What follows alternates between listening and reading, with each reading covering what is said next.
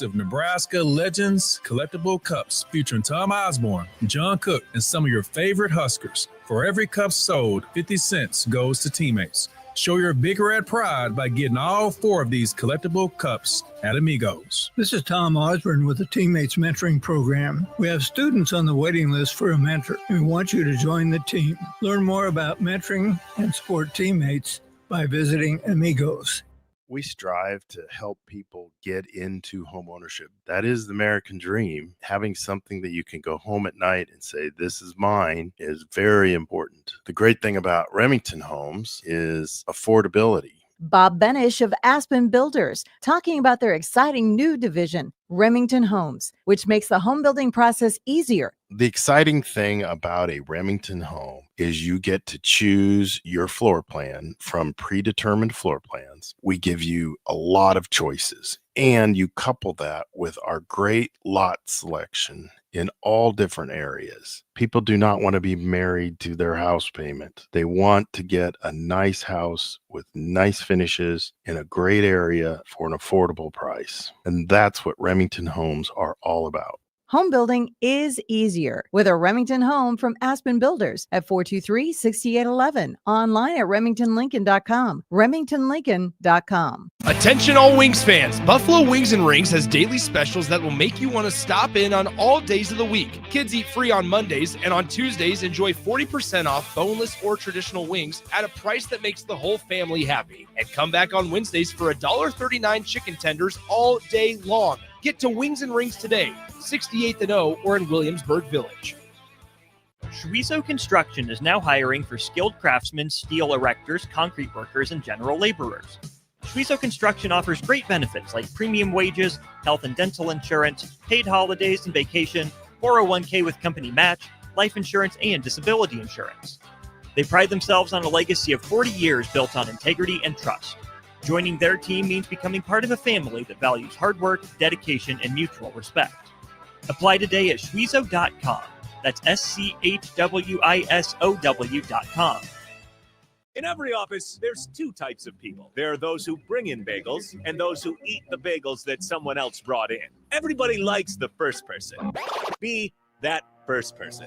Weekday mornings at 7:30, you have a chance to win a business box of bagels from Bagels & Joe. All you have to do is shut up, Sipple. 2 questions for you, 2 for Sip. Win, and the bagels are yours. Lose, well, you don't want to lose. You lost Monday, you lost Wednesday, you're a loser. Shut up, Sipple. Weekday mornings at 7:30, brought to you by Bagels & Joe. Are you ready for a new opportunity? Check out Sandhills Global. Join a dynamic team where your skills are valued and your career can soar. We offer full-time positions with a 4.5-day work week, competitive pay, excellent benefits, and a positive work environment. From IT and marketing to sales and finance, we're looking for talented individuals like you. Apply today at sandhills.jobs and take the first step towards an exciting future. That's sandhills.jobs. Don't wait. Apply now. Hi, Sean Callahan here for Koppel Chevrolet GMC. This month kicks off Koppel's 50th anniversary sale. We're celebrating 50 years by offering an additional $500 discount to the next 100 customers that buy a new vehicle. This is in addition to the huge savings already in place. You can take an extra $500 off our discounted price, or we can cut you a check on the spot. Celebrate with savings and see why customers have trusted Koppel since 1975. It's our way of saying thank you for all these years. Link to Literacy's 3rd annual Wordstock event will be at Antelope Park on Saturday, August 23rd from 10 a.m. to 1 p.m. It's a community book swap festival with fun for the entire family and for all ages. Enjoy food trucks, kids activities, a reading corner with celebrity narrators, including Brian Halpin, President and CEO, Director of Parks and Recreation, UNL athletes, and more. And of course, free books for all kids and adults. Go to linktoliteracy.org to get the full story and then make your plans to attend Wordstock.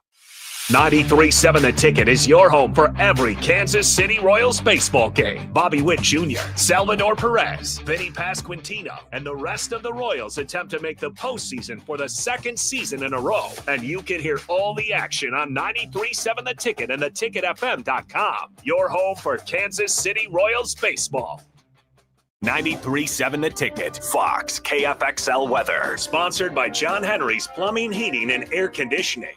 Your Lincoln forecast for today: showers and storms likely this morning, then mainly sunny skies this afternoon. It'll be hot with a high near 94. Tonight, a chance of showers and storms, below around 71. And tomorrow, a slight chance of showers and storms, otherwise mainly sunny, with a high around 90. I'm meteorologist Kyle Flecker for 93.7 The Ticket and theticketfm.com. You're listening to Bock in the Blackshirt. Terrell Farley. Defending Terrell Farley, who last week in his first start was a holy terror. Number 43. And Jake Bockoven. On air and online at theticketfm.com. Powered by Bauer.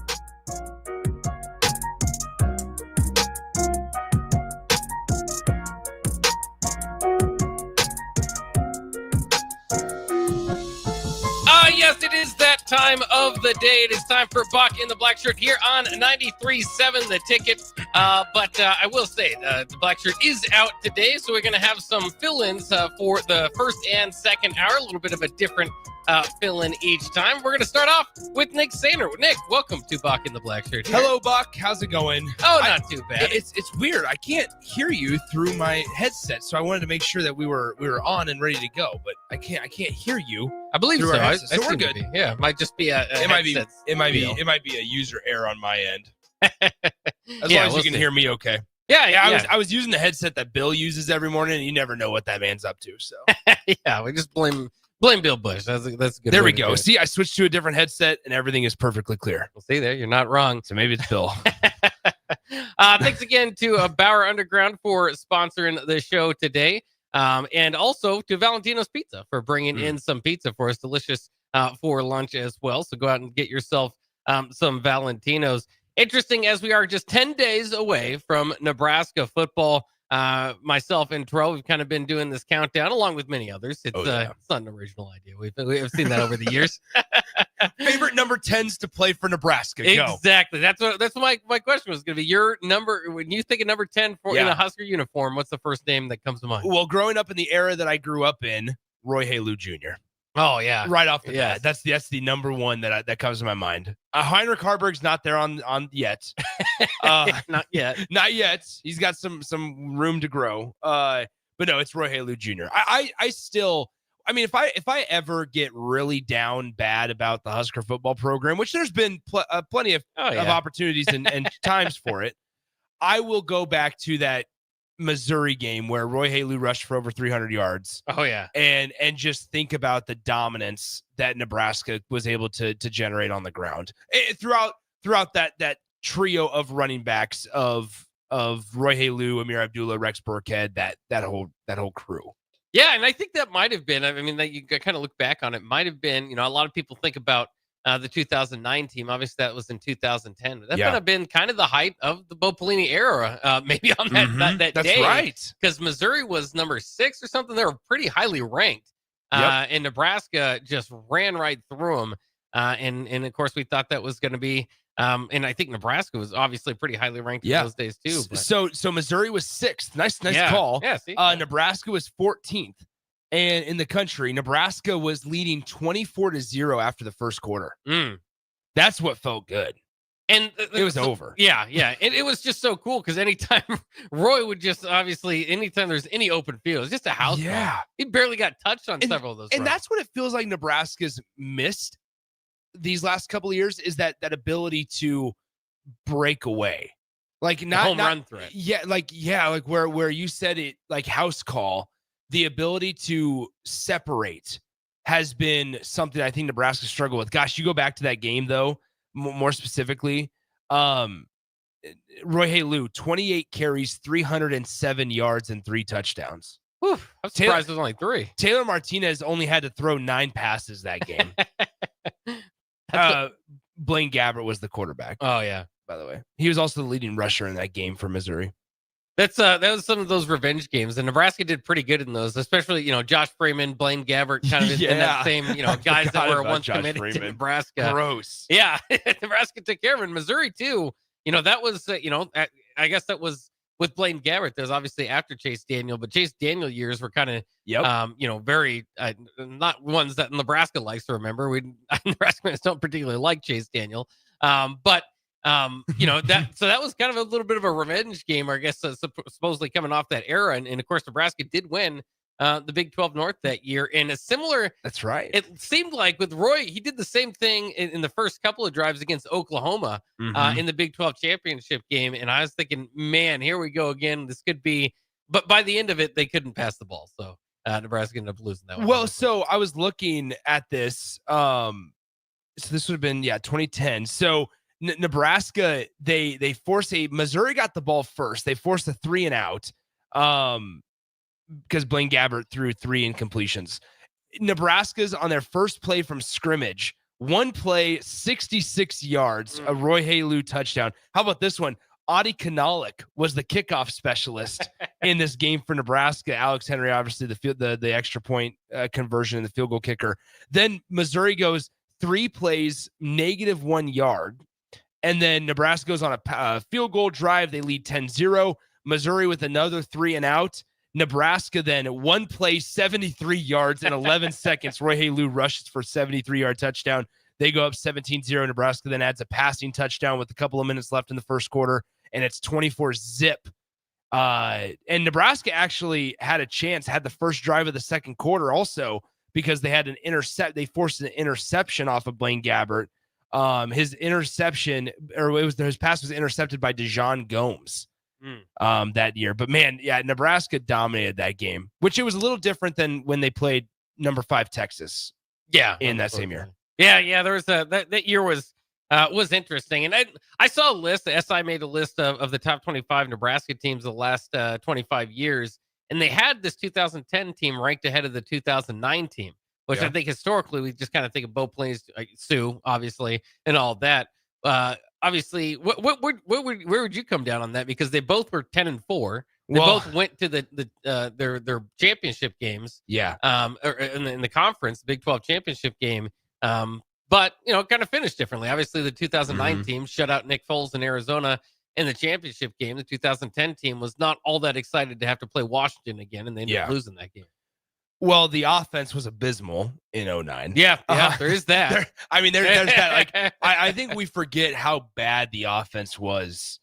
I mean, you're in 2009. In 2009, Zach Lee had 14 touchdown passes and 10 interceptions. Now, granted, let's look at it this year. This last in 2024, Dylan Raiola had 13 and 11. Yeah. Right. So, and Nebraska's running game in 2009 was a lot better than what it was in 2024.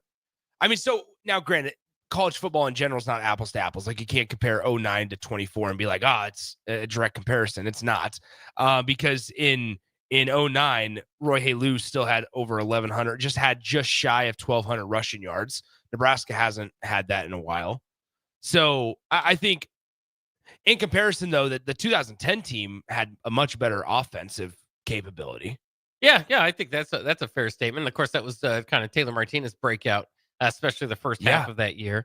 Well, and plus that Big 10 championship, though, or Big 12 championship game against Oklahoma, Nebraska started out, they led at halftime, if I remember correctly. Nebraska did. They ended up losing to Oklahoma 23-20. But if I remember correctly, Nebraska led 20-17 at half. Yeah. And then they ended up only allowing 6 points total in the second half combined. They allowed a field goal in the third and a field goal in the fourth quarter to Landry Jones and DeMarco Murray and Kenny Stills, that Oklahoma offense.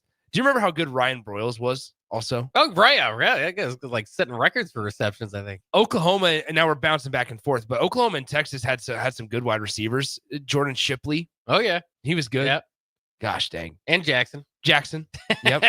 Yeah, Jackson wasn't as good as Jordan. No. But yeah, it's interesting to go back on those days too, especially now, obviously, in Nebraska trying to get back to that standard and just look at all the playmakers, because even on that 2009 defense that your offense that you were saying, I mean, they still have Niles Paul and Roy Halou and Rex Burke. I mean, they had some guys, they just weren't able to really figure it out for the most part. Who was the offensive coordinator in 2009? In 2010 was that Sean Watson? I think Sean Watson's final year. Yeah. Yee. So they made the move to Tim Beck. Tim Beck. Yeah.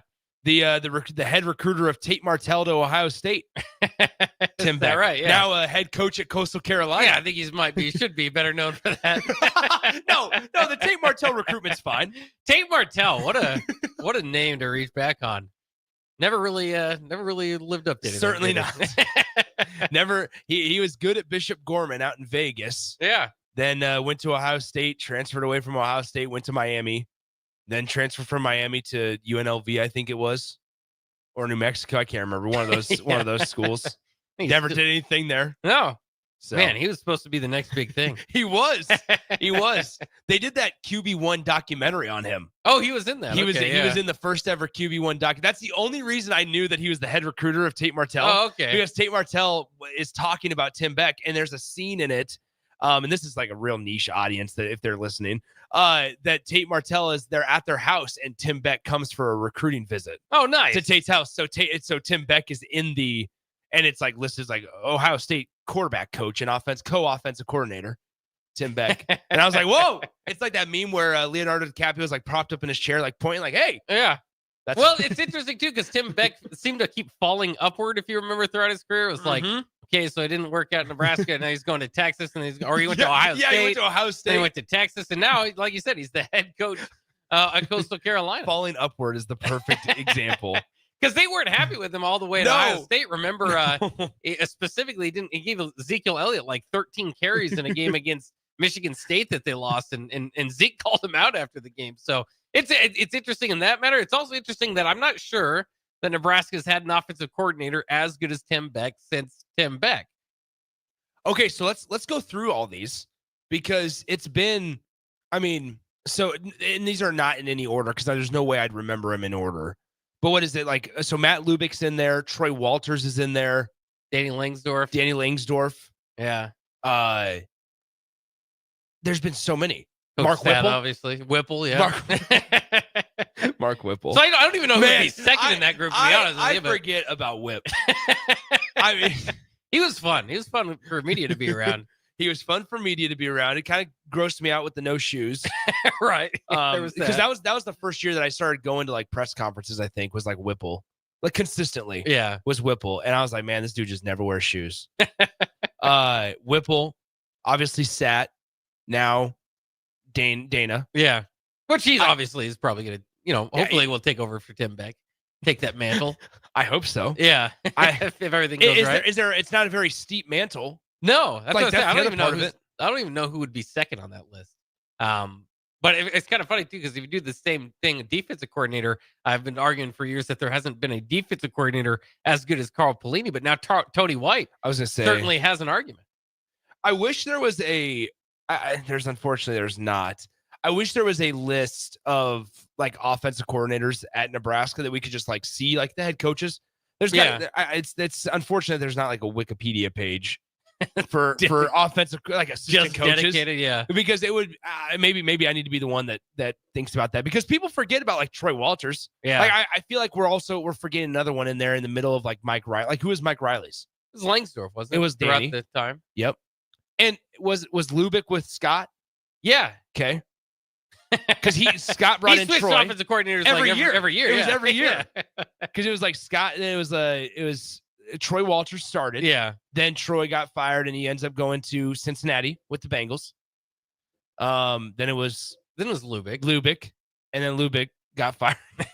Then it was Whipple. And then Whipple 5 got years, fired. 3 offensive coordinators, and in the whole time, Scott Frost was really the offensive coordinator. He was really the well, he was till the one- Whipple. Till Whipple. I Yeah, think. till Whipple. And that was like all the plays have been to Whipple. I don't know. Yeah. I also have this conspiracy that Matt Rule has taken play calling at times. Interesting. I have this conspiracy. Maybe I shouldn't have said that, but I have this conspiracy because it doesn't matter now because we know firmly Dana Holgerson's involved. Yeah. I mean, that's another part of this conversation. Like, what happens? There's a couple of coaches after this season that have now been here for an extensive amount of time. I mean, Donovan Raiola is obviously, it's a big year for the offensive line. It's an important year for Marcus Satterfield and the tight ends. Like, let's be real. We know the contract that Marcus Satterfield is under. That's a big contract for a tight ends coach and for a position coach. And there's a lot of potential in that tight end room. Certainly. Yeah. And there was even more potential before Markway got hurt. Yeah, again. that's true. Yeah. So I just like there's that. EJ Barthel. I mean, obviously he was able to kind of leverage some rumors from Texas and stuff into a new deal. I don't know. It is there's some familiar, there's quite a few, not on the defensive side necessarily, but on the offensive side, there's some big years coming up for a couple of these guys. Well, Dvorak's been here all 3 years. Right? Well, this will be his third year. That's right. Yeah, there's at least that name out there on defense. Yeah, and it's like it almost like I sit here and I go, okay, Phil Snow, like how long are we expecting Phil Snow to be involved? I mean, the guy is almost 70 years old. Yeah, it's I wonder. I think, and he did this kind of last year over the phone, so I wonder, how much he can maybe continue to. I don't want to say it like this. I don't think he needs his collective paycheck, but he can continue to help Nebraska in whatever amount that he is willing or able to help. Right. So, whatever they deem that again worthy of paying is up to them. But as he does age, I think that was part of the idea was. To step away a little bit from the game. So was it an itch or was it a need from Nebraska? He'll be 70 years old on December 22nd.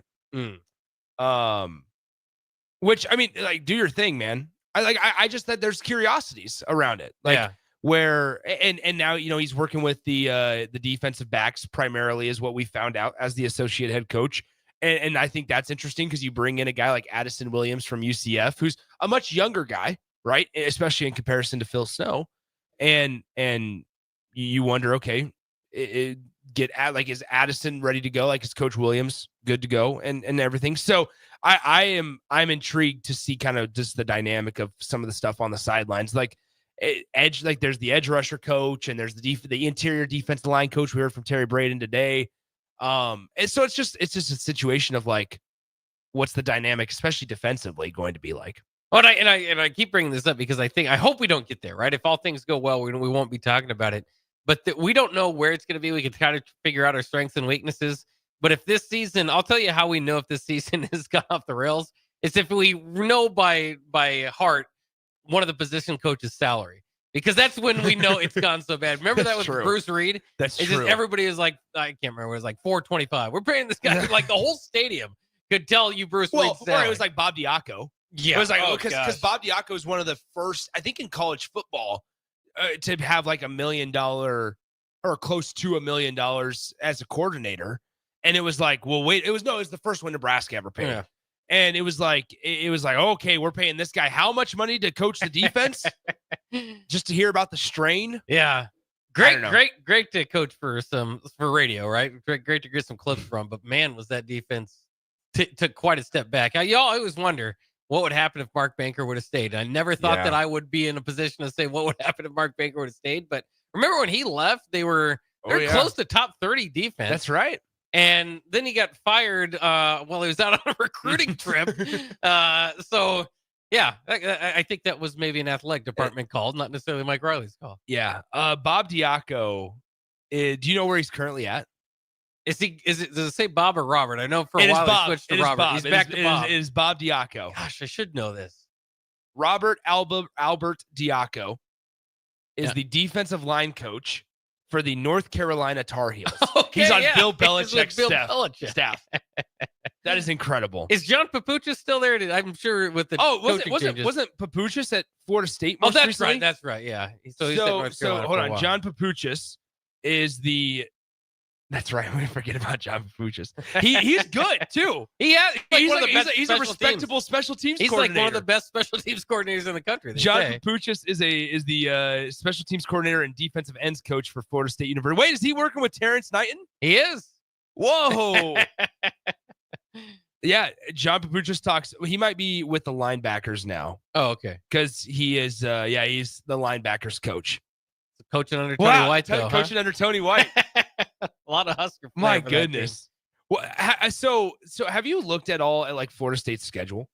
I haven't looked too much into it. I know there's a lot of arrogance coming from Tallahassee. So they open up with Bama. I know that one. Yeah. They host Bama next Saturday or in 2 Saturdays. Yeah. Then it's East Texas A&M. Which where do you even find that school? Kent State and then Virginia. But their conference schedule is Miami, Pitt, Stanford, Wake Forest, Clemson, Virginia Tech, NC State, and then they finish off with at Florida. Big talk about big years. Big year for Norvell. Yeah. It's tough to tell exactly, what even is success there. That's what I question is jumping from 2 wins to 6. Is that good at Tallahassee? Well, and Norvell, I mean, he brings in Gus Malzahn as an offensive coordinator. Yeah. Brings in Thomas Castellanos. You got to get your offensive coordinator and your quarterback right. Yeah. We know that at Nebraska. Got to get it right. Yeah. They didn't get it right with DJ. That's the other part is as the talent evaluator is you didn't get it right with DJ Uiagalelei last year. Yeah. And so what are you going to do this year if Castellanos from Boston College doesn't work out? Well, who knows? Castellanos will probably leave the team halfway through it if it's not going well. So we'll have to see. We'll take a quick break. We'll be back with more college football talk here on Bock the Blackshirt on 93.7 The Ticket.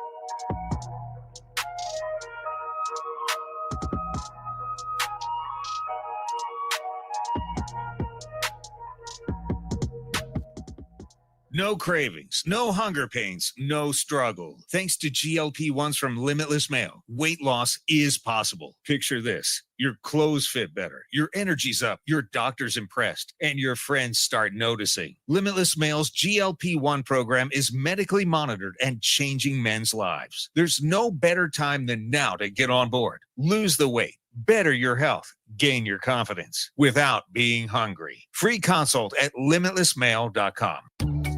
Are you ready for a new opportunity? Check out Sandhills Global. Join a dynamic team where your skills are valued and your career can soar. We offer full-time positions with a 4.5-day work week, competitive pay, excellent benefits, and a positive work environment. From IT and marketing to sales and finance, we're looking for talented individuals like you. Apply today at sandhills.jobs and take the first step towards an exciting future. That's sandhills.jobs. Don't wait. Apply now. Hi, I'm Eli Barnes, Assistant Vice President at Midwest Bank at the 70th and Pioneers and 27th Jamie Lane locations. I love working with families and small businesses right here in Lincoln, Nebraska. Banking shouldn't be complicated, and that's why we make it personal. Whether it's opening your child's first account or securing a loan for your next big step, I'm here to help. Stop in today and say hello. I'd love to meet you. Your community, your bank, Midwest Bank, member FDIC.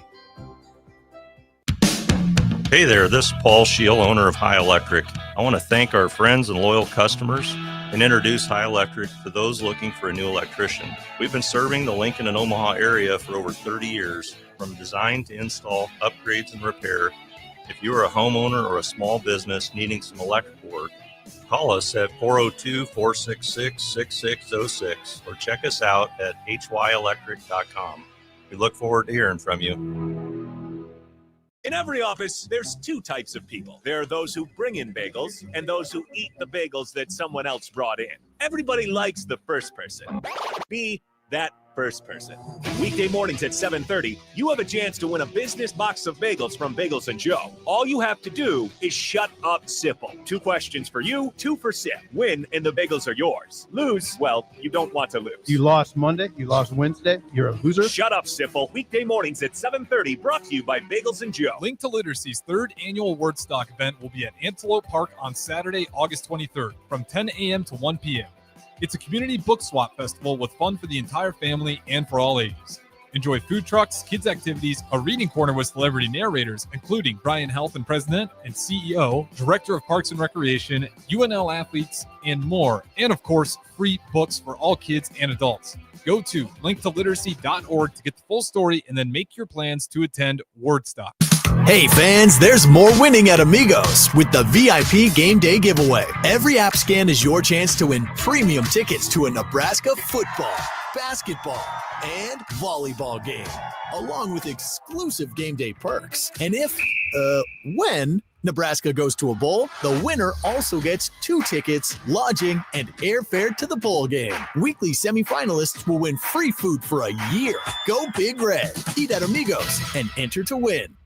Amigos is celebrating 45 years with exclusive Nebraska Legends collectible cups featuring Tom Osborne, John Cook, and some of your favorite Huskers. For every cup sold, 50 cents goes to teammates. Show your big red pride by getting all 4 of these collectible cups at Amigos. This is Tom Osborne with the Teammates Mentoring Program. We have students on the waiting list for a mentor, and we want you to join the team. Learn more about mentoring and support teammates by visiting Amigos. When it comes to concrete, Stevens & Smith Construction doesn't stall. They go for the takedown. As Nebraska's full-service concrete contractor, they stay in bounds, hold inside position, and never forfeit quality. Whether it's foundations, flatwork, or concrete coatings, they elevate performance and pin down results that win every time.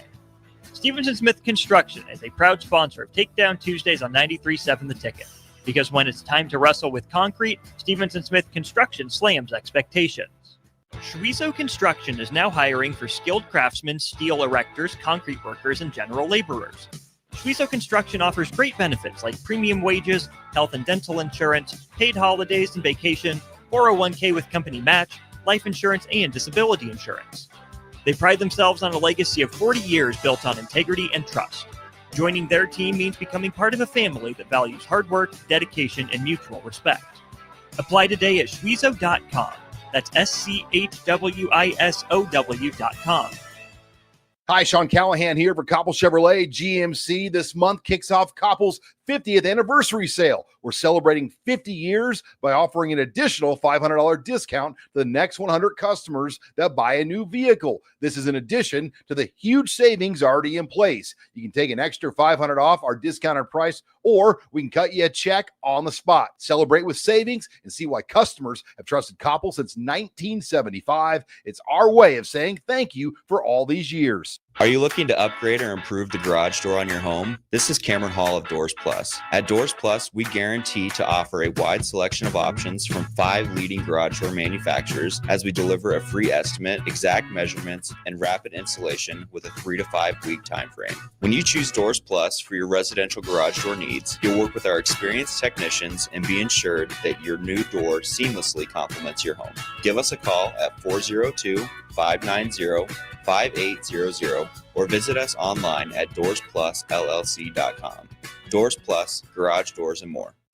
93.7 The Ticket is your home for every Kansas City Royals baseball game. Bobby Witt Jr., Salvador Perez, Vinny Pasquantino, and the rest of the Royals attempt to make the postseason for the 2nd season in a row. And you can hear all the action on 93.7 The Ticket and theticketfm.com. Your home for Kansas City Royals baseball. You're listening to Bock the Blackshirt, on air and online at theticketfm.com.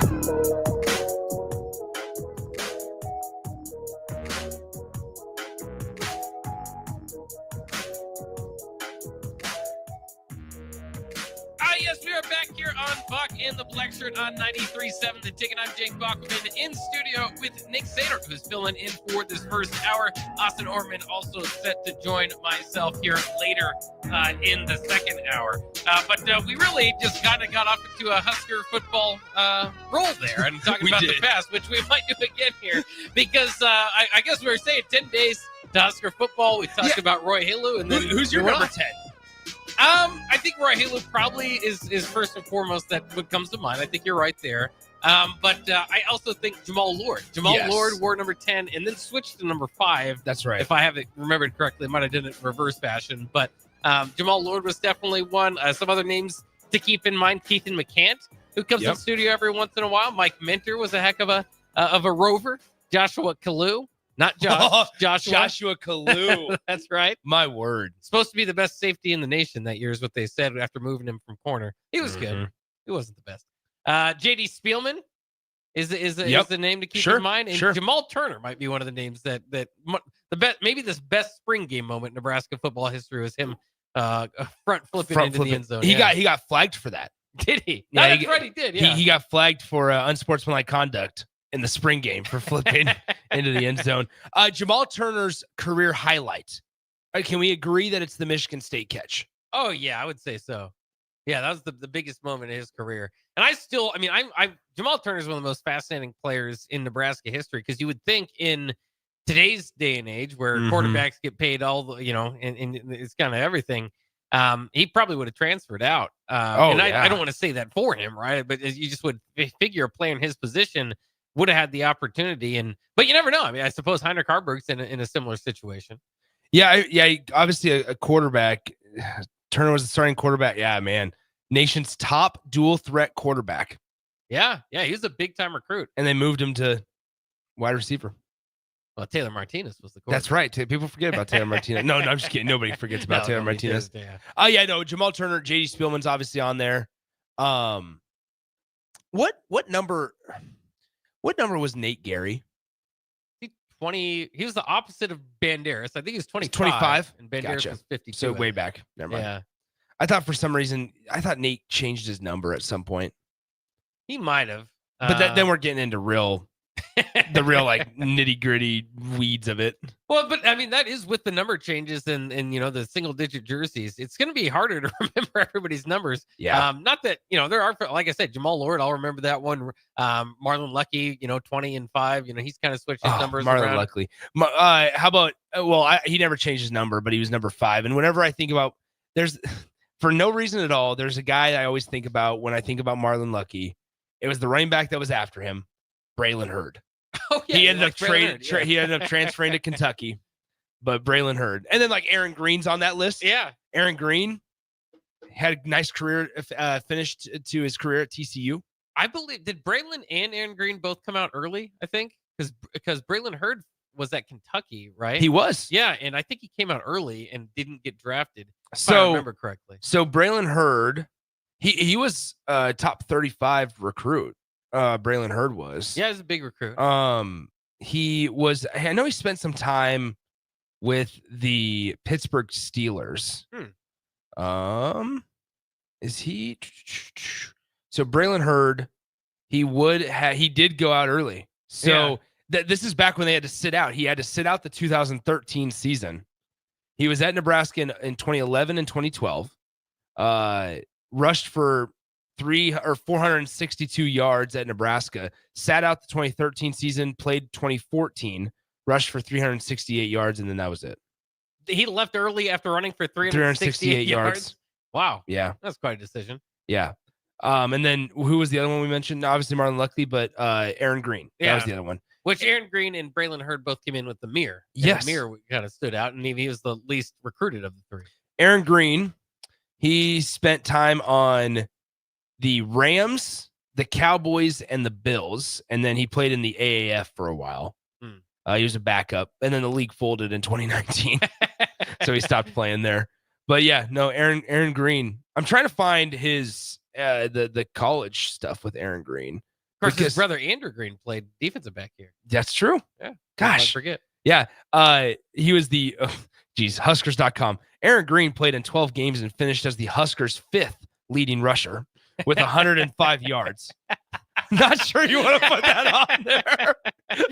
I don't know. Just leave out that part. Okay, so Aaron is currently in San Francisco, California. I found his LinkedIn page, so we're just going to be done there. We're gonna just close the door. He ran for 1,300 yards on 244 carries though for TCU. So in his last year, he had a good year at TCU. Did he leave early though too, or was that his senior? Let's see. Sports Reference. Here we go. Aaron Green College. That's what I'm looking for. He was all 4. Okay. Yep. Yeah. In 2015, I think that would have been like Trayvon Boykin year. I think so. It was Trayvon Boykin. How about that? Trayvon Boykin threw for 3,600 passing yards, 31 touchdowns, and 10 picks. Aaron Green was on that team with 1,200 rushing yards. That was a really good TCU team. There was Josh Doxton was on that team. Josh Doxton had 1,400 receiving yards on that team. Kavonte Turpin was on that roster. There's some pretty good players on that TCU team. Now, what was the quarterback from TCU that went to the championship game? Are you thinking Max Duggan? Max Duggan, that's right. Yeah, out of Council Bluffs. I think they had a pretty good run there with remember Casey Paha? Yes. Yeah, Boykin. They had some pretty good quarterbacks. Well, don't forget Max Duggan. One of his first visits he ever took anywhere was to Nebraska. Yeah, because he was from Council Bluffs. For some reason, I feel like he played at the same high school as Thomas Fidone. I could be Lewis Central. That's right. Yep. So Lewis Central. He played at the same high school as Thomas Fidone, but he is currently with the St. Louis Battlehawks. Max Duggan is. St. Louis Battlehawks. So we could get into a whole conversation of local quarterback recruits that don't get recruited to Nebraska. Which did you see? Did you see what that one guy who went to? He went from West Side to here. Let me look it up. Bryson Williams. He was a safety prospect in last year's class, and he went to Iowa State. And Adam Gorney, the national recruiting reporter for Rivals, tweeted it out earlier today that, hold on, let me see if I can find it really quickly here. Bryson Williams. He tweeted out, he was like, he basically just badmouthed Nebraska, that he was like, yeah, Nebraska never even reached out to me. Nebraska didn't want me, so I went to Iowa State where I felt appreciated. Like it was like this big deal. He's Jamel Williams' son, though. Too, I think so. He's Yeah. kid. So because Rivals tweeted out, it was like one of those quotes on the graphics and thing. But I'm gonna figure it out here. But it's one of those deals too with the Nebraska, and we know Matt Rule's kind of shifted the idea of let's dominate the 500-mile radius or lock up the borders of Nebraska, which has for a long time been the idea. But that's before all these changes in college football. And just the fact that the team doesn't have a whole lot of spots to recruit with this year. Yeah. And so it is weird. I mean, it is still blows my mind when I look up Nebraska state rankings this year and there's 16 D1 guys and Nebraska has one of them. It's just crazy. And of course, this all with the news of also getting Torrey Pittman for the 2027 class, which is the, one of the greatest, at least ranking wise, right? Recruits out of Nebraska in history. So that's a huge get for Nebraska. But it's interesting too, because I saw with Williams, because initially you think, well, that's baloney. They should have a spot for him. And maybe it's true. Maybe you still believe that. But if you look at some of his other offers, Iowa State was really the only Power 4 offer involved. Yeah. No, I just think, Torrey Pittman's a big get. Yeah, it's huge. Oh, yeah. Nebraska's shaping up to have a really nice 27 class. They're shaping up to have a really nice 27 class. Obviously, they already have their quarterback in the fold with Trey Taylor. Now Torrey Pittman's involved. They're trending for a couple other 5-star targets, a couple linebackers as well. Like they're shaping up for a really nice 2027. And then not to mention, Nebraska's doing this thing where they're taking a quarterback for every single class. If you look ahead to 2028, somebody that they're in on and talking to is the grandson of Mons. Champ Mons is a top-rated quarterback in 2028. Wonder Mons' grandson name is Champ Mons. His name is Champ. That is awesome. Yeah. I can look it up. Champ Mons. I think his name is Wonderful. Actually, that's his true name. Wonderful. Okay, so he's named after Wonder. Yes, Wonderful Champ Mons the Fourth. That's right. Oh man, 15 years old right now. He is listed as a top 5 dual threat quarterback. Or no, he is the Rivals top quarterback in the 2028 cycle. Wow, I had no clue. That is incredifrom news for one of the best names to ever play at Nebraska, Wonder Mons. That there could be another one, the fourth one, I suppose. He's from and here's another thing. He lives in a state where Nebraska has a lot of connections to, the state of Florida. 6'3", 220 is where he's at right now as a sophomore. Going into his sophomore season. That is exciting stuff. We'll talk more Nebraska football and college football coming up next year on 93.7 The Ticket.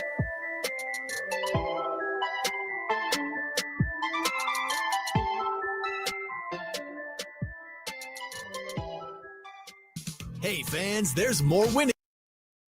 Hey fans, there's more winning at Amigos with the VIP Game Day giveaway. Every app scan is your chance to win premium tickets to a Nebraska football, basketball, and volleyball game, along with exclusive game day perks. And when Nebraska goes to a bowl, the winner also gets 2 tickets, lodging, and airfare to the bowl game. Weekly semifinalists will win free food for a year.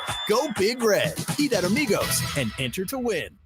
Amigos is celebrating 45 years with exclusive Nebraska Legends collectible cups featuring Tom Osborne, John Cook, and some of your favorite Huskers. For every cup sold, 50 cents goes to teammates. Show your Big Red pride by getting all 4 of these collectible cups at Amigos. This is Tom Osborne with the Teammates Mentoring Program. We have students on the waiting list for a mentor, and we want you to join the team. Learn more about mentoring and support teammates by visiting Amigos. Attention all Wings fans. Buffalo Wings and Rings has daily specials that will make you want to stop in on all days of the week. Kids eat free on Mondays, and on Tuesdays, enjoy 40% off boneless or traditional wings at a price that makes the whole family happy. And come back on Wednesdays for $1.39 chicken tenders all day long. Get to Wings and Rings today, 68th and O, or in Williamsburg Village.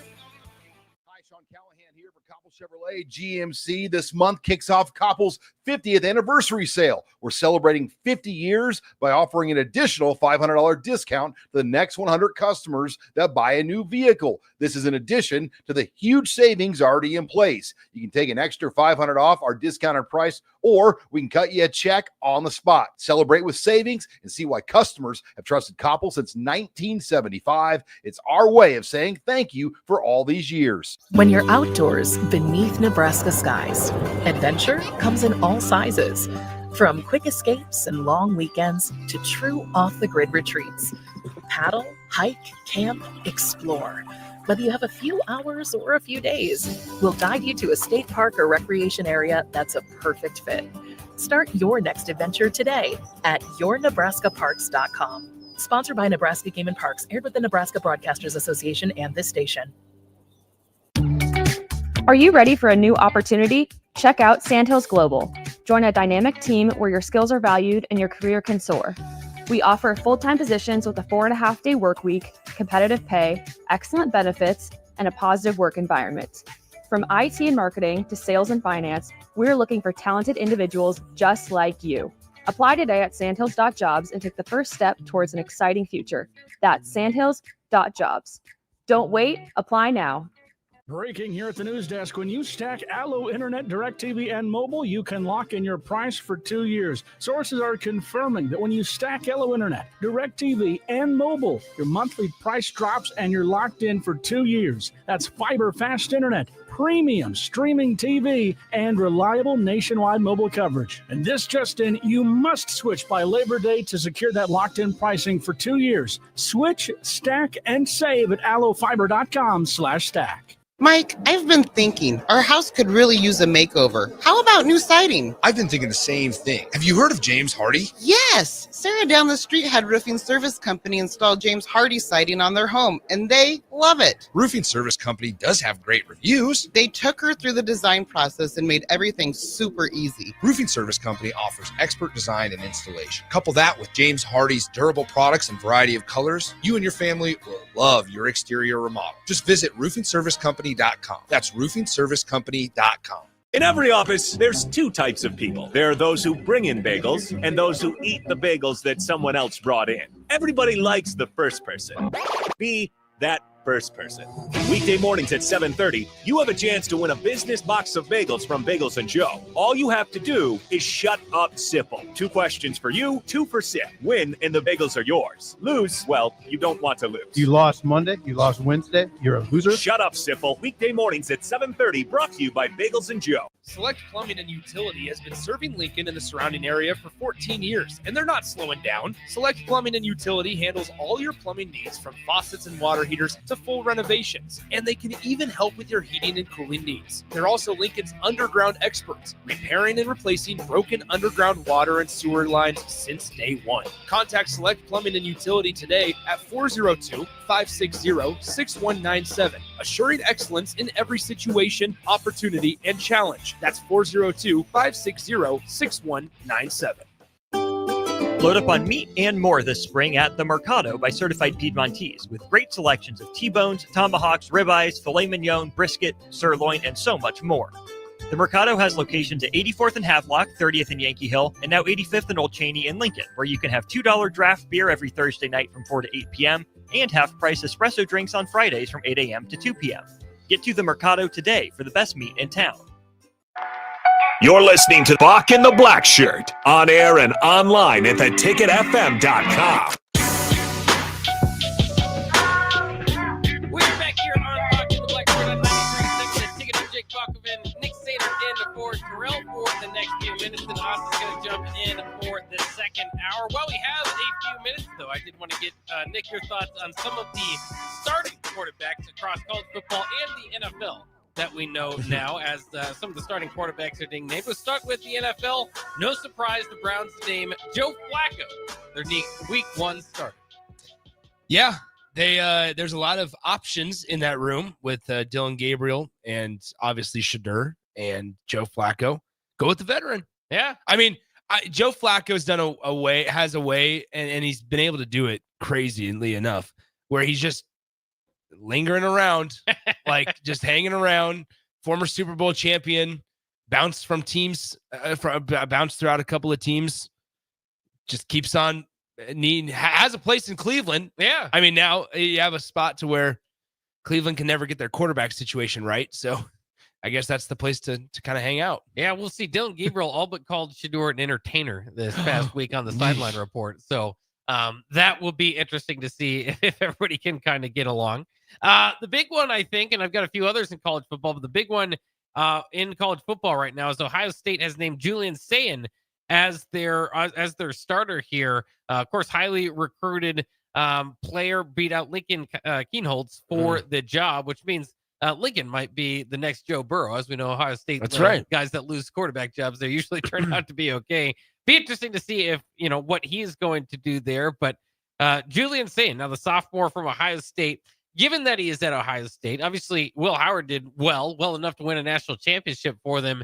But it has been over the years, the quarterback at Ohio State is automatically one of the best quarterbacks in the Big Ten. Would you buy that with Julian Sayin right away? It's hard not to, just because the development's been there for the last couple of quarterbacks. Obviously, like Will Howard was able to play well.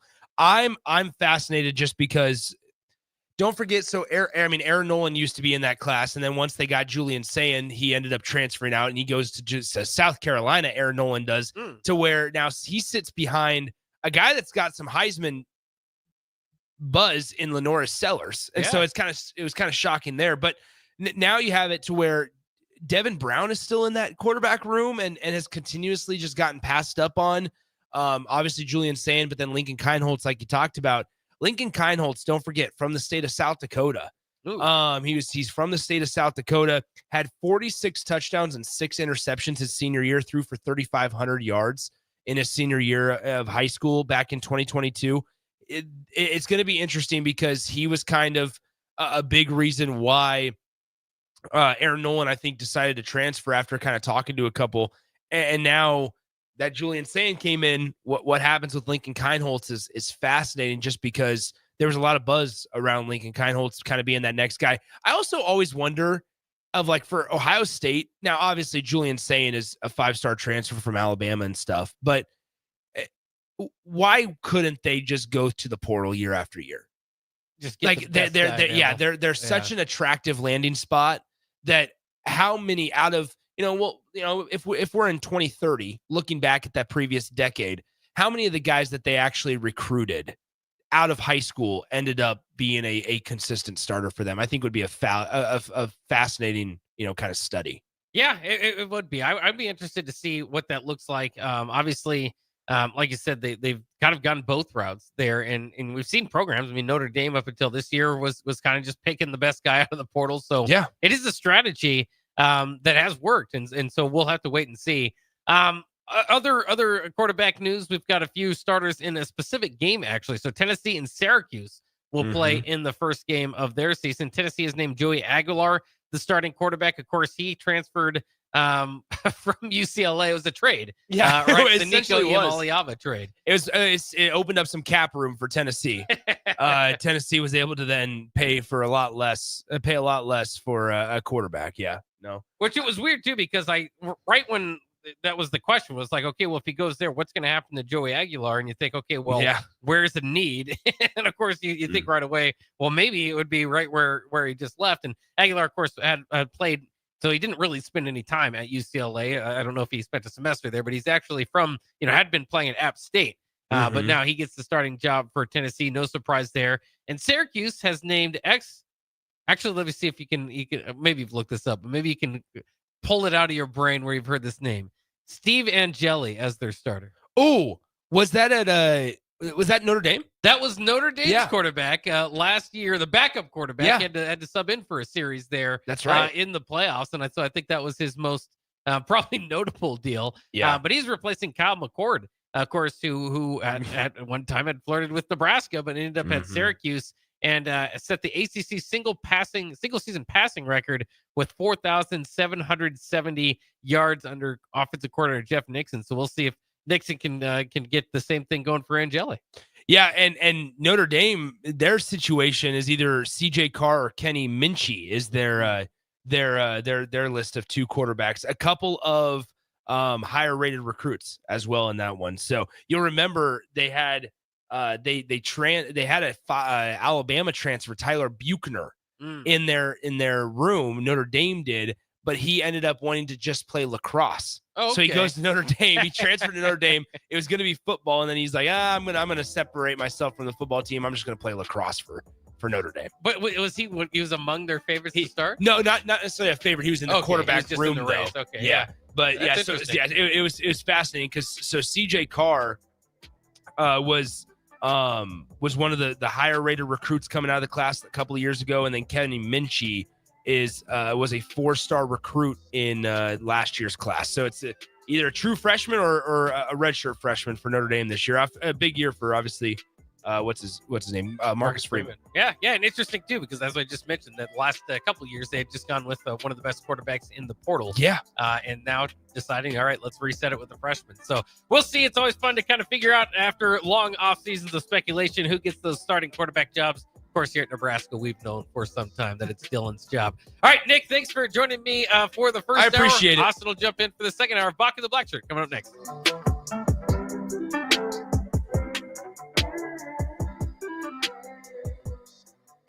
Breaking here at the news desk. When you stack Allo Internet, DirecTV, and mobile, you can lock in your price for 2 years. Sources are confirming that when you stack Allo Internet, DirecTV, and mobile, your monthly price drops and you're locked in for 2 years. That's fiber fast internet, premium streaming TV, and reliable nationwide mobile coverage. And this just in, you must switch by Labor Day to secure that locked-in pricing for 2 years. Switch, stack, and save at allofiber.com/stack. Hi, it's Charlie Stone and Andy Goodyear of Honda of Lincoln with more exciting news for area car buyers. Charlie, it's just announced that Honda of Lincoln has won 3 of the Lincoln Journal-Star's Lincoln Choice Awards: Best New Car Dealer, Best Auto Repair, and Best Place to Get Your Oil Changed. Wow, that's great, Andy. Anything else? Yes, we were runner-up for Best Pre-Owned Dealer and Best Tire Dealer. A lot of people don't understand that we do sell tires here. Very exciting, Andy.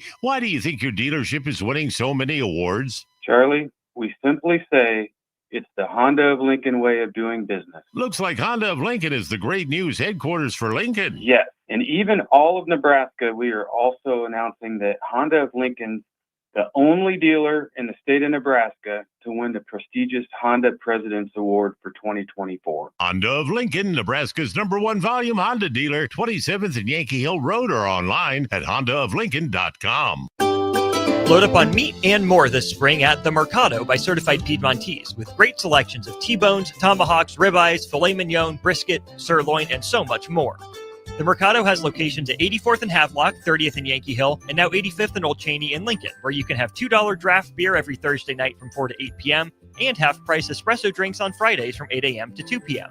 Get to the Mercado today for the best meat in town. This is Lincoln's home for sports talk on the FM dial. Also online at theticketfm.com. On the internet, KNTK FM Firth, 93.7 The Ticket. We strive to help people get into home ownership. That is the American dream. Having something that you can go home at night and say, this is mine, is very important. The great thing about Remington Homes is affordability. Bob Benish of Aspen Builders, talking about their exciting new division, Remington Homes, which makes the home building process easier. The exciting thing about a Remington home is you get to choose your floor plan from predetermined floor plans. We give you a lot of choices, and you couple that with our great lot selection in all different areas. People do not want to be married to their house payment. They want to get a nice house with nice finishes in a great area for an affordable price. And that's what Remington Homes are all about. Home building is easier with a Remington home from Aspen Builders at 423-6811. Online at remingtonlincoln.com. remingtonlincoln.com. Select Plumbing and Utility has been serving Lincoln and the surrounding area for 14 years, and they're not slowing down. Select Plumbing and Utility handles all your plumbing needs from faucets and water heaters to full renovations, and they can even help with your heating and cooling needs. They're also Lincoln's underground experts, repairing and replacing broken underground water and sewer lines since day one. Contact Select Plumbing and Utility today at 402-560-6197, assuring excellence in every situation, opportunity, and challenge. That's 402-560-6197. Western Sand and Gravel is hiring for a variety of positions at their sand and gravel plants near Ashland. Apply today and receive a $2,500 hiring bonus. Available positions include plant operators, dredge operators, and shop service technicians. They offer great pay, health benefits, 401k, a wellness program, paid holidays, and paid time off. No matter your experience level, on-the-job training is available to help you build a rewarding career with Western Sand and Gravel. Start your career today. Visit westernsand.com. Ticket listeners know a dream team when they see one. At Applied Connective, we've been in the game for 20 years and have developed a team of world-class leaders in all things IT. From cybersecurity and Microsoft products to physical security, audio-video, infrastructure, business phone systems, and anything in between. We'll help you leverage technology to become your most secure, efficient, and profitable. Head to our website to check out real reviews and testimonials and sign up for a free tech consultation. We can show you where you might be vulnerable, inefficient, or overspending. It's a game changer, and it's totally free. Claim yours right now at appliedconnective.com. The trip of the summer is coming. Collective Soul live. Summer Unity Tour 2025, August 21st, Pinewood Bowl Theater in Lincoln's Pioneers Park with Our Lady Peace.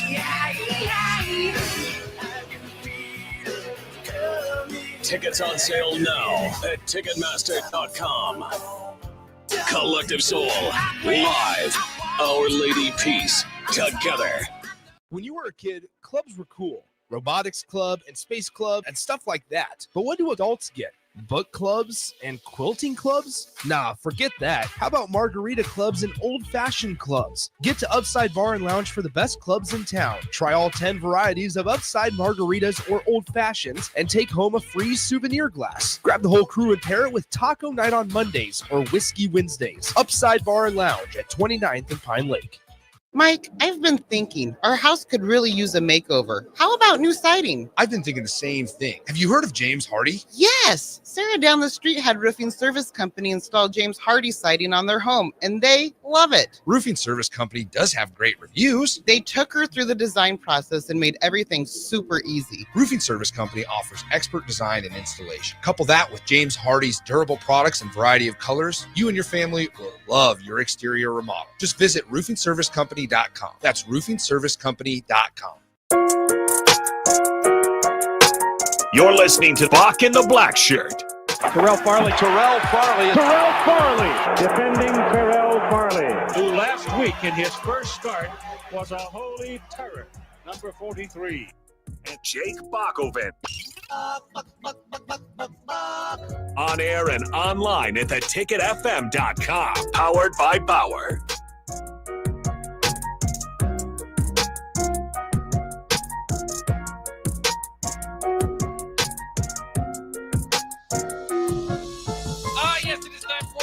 Blackshirt, hour number 2 here on 93.7 The Ticket. Thanks again to Bauer Underground for sponsoring the show. Terrell is out today.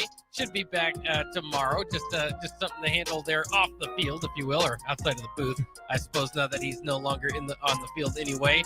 But we had Nick Sander jump in for the first hour. Now Austin Orman joining me for the second hour. Austin, thanks for joining me today. Bock, anytime. It's kind of funny. It's Bock and the Blackshirt, but you are filling both roles right now. Bock and the black shirt. I'm not wearing yes, indeed. I'm not wearing a black shirt. So you have to pull double duty at least on the open of the title. that will work. I can get that done. I like to wear black in general. Of course, Nebraska. Of course, that's been a big talk about whether Nebraska should wear black in their game.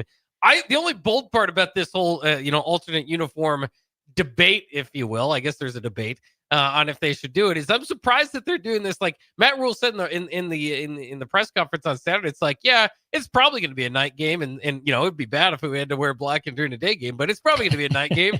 But they don't know that for sure, and we probably won't know for a while, and it might depend maybe on how kind of the season's going to see how much hype's going in the Nebraska USC game. Well, that's going to be what, November 1st is the day of the game. So it's not like it would be hot in the black uniforms.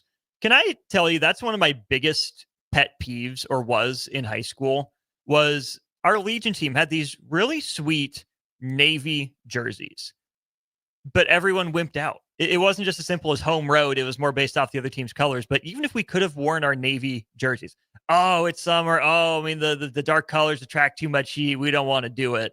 The regular uniforms were fine, but the Navies were so cool, and they just did not get enough run because people were chickening out because of the heat. I've never forgiven my ex-teammates for that. That is interesting. Adam Carriger was just talking about earlier today, his one of his children's teams, I think it was a 10-year-old team, just voted the Navy uniform out of their rotation because they just brought a new one in. So apparently it's unpopular. Navy colored jerseys are unpopular amongst youth. I am also just kind of a sucker for Navy color schemes. Like, not like Navy has to be the primary color. I mean, Xavier, I think, usually does a pretty good job with their navies. Obviously, our nation's Navy, I generally like what they do. But even if you accent like Marquette, where they don't do like a lot of Navy, but every so often they pull it out. I was against the navies that Duke pulled out for their alternates. Oh, yeah. But they've started to grow on me a little bit. Definitely not my favorite, but they're all right. Now, going to Lincoln Lutheran, Navy and gold color scheme, I'm sure that's a big part of it.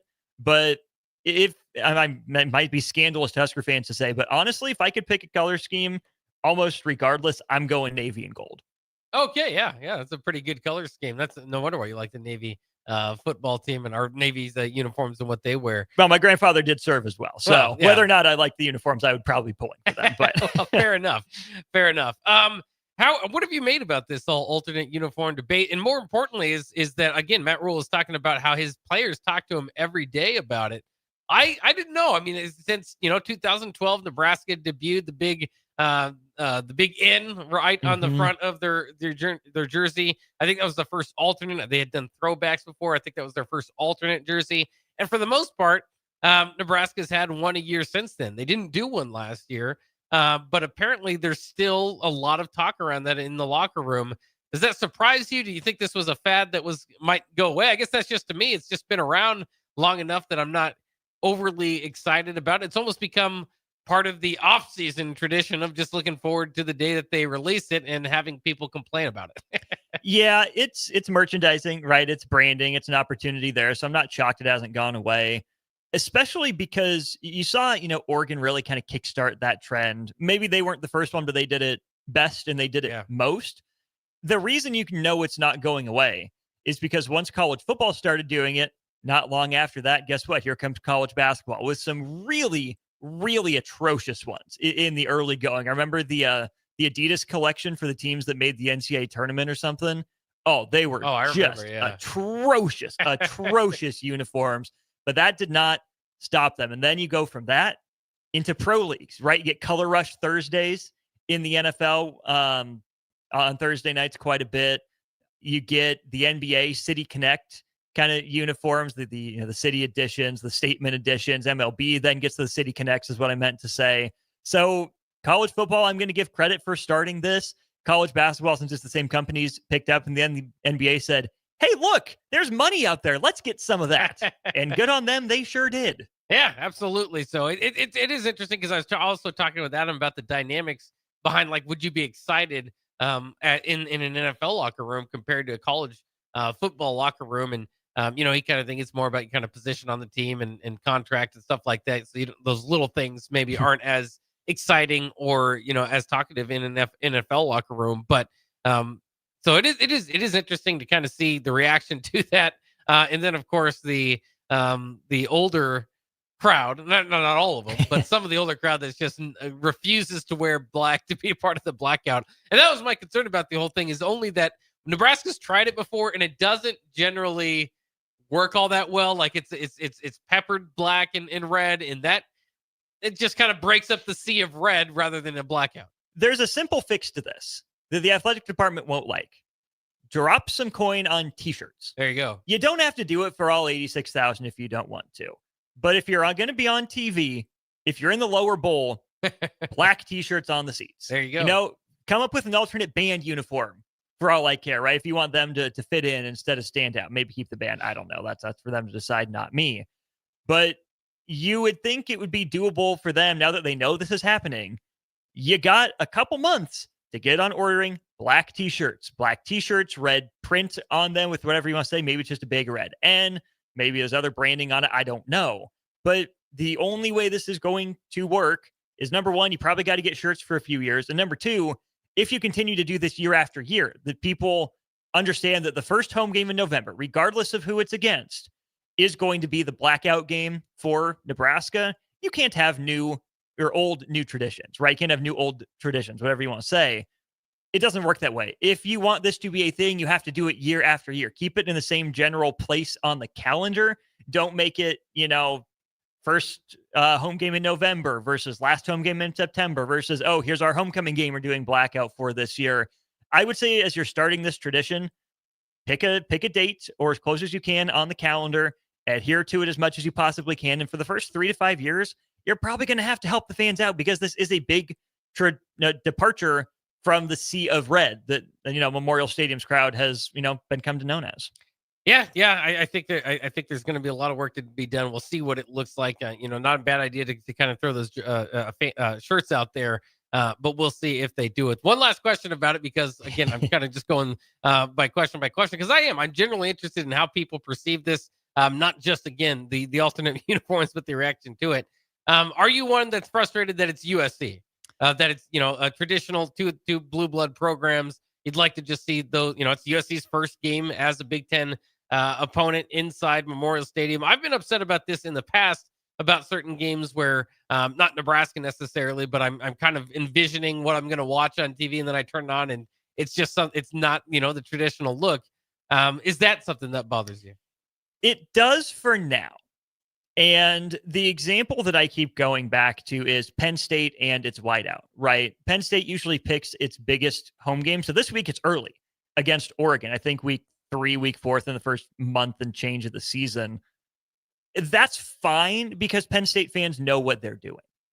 For Nebraska, until this becomes a thing, such as it is, I don't love it against a team that's probably going to be in the similar realm to USC. I think doing it for that game is pretty high risk, high reward if the administration wants to continue this and keep it going.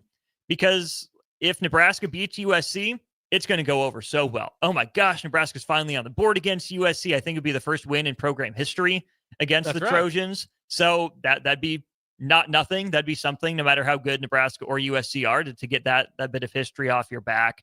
It would be in November, right? Day after Halloween or close to it. So that'd be pretty jumping, pretty fitting with the theme of the times. But if you lose to USC, number one, not only did you lose the game in November, where Nebraska hasn't exactly been lights out for the better part of 5-7 years, you ruined a potentially classic jersey matchup for what? I still think Nebraska would have been better served by, making it the Northwestern game or the Michigan State game, something of that nature. Not that those are, pushover opponents by any means, but it's really important to win the first one in a jersey, especially if you plan on bringing it back, because that's going to be how most people associate the jerseys for a while, to come. Let's say Nebraska keeps it going for 5 years. They lose to USC this year, but then win the next 4. I think there'd be a much bigger percentage of fans saying, oh yeah, well, they still have to overcome, losing the first one, rather than, oh, Nebraska's 4-1 in these. We need to make sure we bring it back. The tradition worked. It seems like it's officially a thing now. Good job, athletic department. So I don't love that it's USC. I think it makes a lot more sense for it to be a big game like that once it's an established tradition. But I also get it, because if Nebraska wins against USC, then that's probably the catalyst to this becoming more regular. Yeah, well, see, it's interesting. I thought the same thing when they initially said the USC game, is that over the years they've usually kind of scheduled those alternate uniform games for games that were, I don't say, gimme wins, but more expected wins. And Nebraska generally would lose those games anyway. But that's part of the thing too. And Matt Rule said, well, don't there's no curse. Don't put all those alternate uniform numbers on me. And in all fairness, whether they play in black, scarlet, or cream, they've been losing a majority of their games, right? Over the last several years outside of this past season when they finally crossed that 500 threshold. Of course, one thing that can help moving into the future is recruiting some of the best talent across the country. And it is an interesting time to talk Nebraska recruiting because they just landed 2027 5-star safety Torrey Pittman the third commits to Nebraska. Of course, this is early, so there's still a lot of time for things to change in the recruiting world, as we know. But Torrey Pittman, an in-state kid, adds to the intrigue to this because Nebraska obviously didn't go after a whole lot of in-state kids this season, the 2026 class, where there are 16 players rated by 24/7 Sports, and only number 13 of that ranking, Jace Reynolds of Elkhorn North, is committed to Nebraska. But overall, Torrey Pittman, I mean, right up there as far as highly rated recruits, is legit, composite 5-star. I think 24/7 has him as a 4-star, but in any case, he's in that 5-star discussion, and that's generally their top 25, 30 players in the nation. So absolutely huge for Nebraska. I think I saw maybe Marlon Lucky, and I can't remember. There was maybe a Dylan Rowell or somebody else was right up there with him as far as the all-time recruits for Nebraska. Tough though, because again, he's still got a few years of high school football here. How do you kind of view this commitment for Torrey Pittman? Huge in as far as the headline, and big as far as if Nebraska can keep him, but still obviously a long way to go. Yeah, no, it's great as long as it works out. I mean, this is a fantastic athlete who, from everything I've been told, can play down in the box, but probably a little better roaming, more as a free safety instead of a strong safety. Two-way guy. That's not really the rage in college football, unless you think of last year when a two-way player won the Heisman. Obviously, Travis Hunter was a true corner back, but in Torrey Pittman's playing safety. Intriguing to watch these next couple of years for him. Will he continue to play both ways, or as he gets closer to becoming a Husker, if the commitment sticks, will he switch to just playing defense, or will he back off the load on offense? It'll be really interesting to see. But when you look at Nebraska in-state, Bock, you mentioned the Jace Reynolds commit in that class as well. I don't know if it's a lack of interest on Nebraska's part, a lack of space on Nebraska's part, and that's where they're compromising, or what it is, because we know a lot of in-state players have been, heading elsewhere, especially to Iowa State in the last handful of years. I'm not fully on board that Nebraska needs to get all the in-state kids and keep them home. But when you get a pretty legitimate 5-star talent like Torrey Pittman is, you got to do everything in your power to keep him home, right?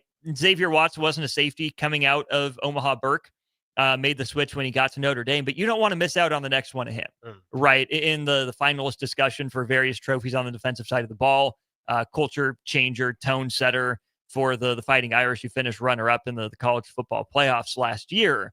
So it's a really good get for Nebraska. It's a long way to go till he can actually sign on the dotted line when it comes to his national letter of intent.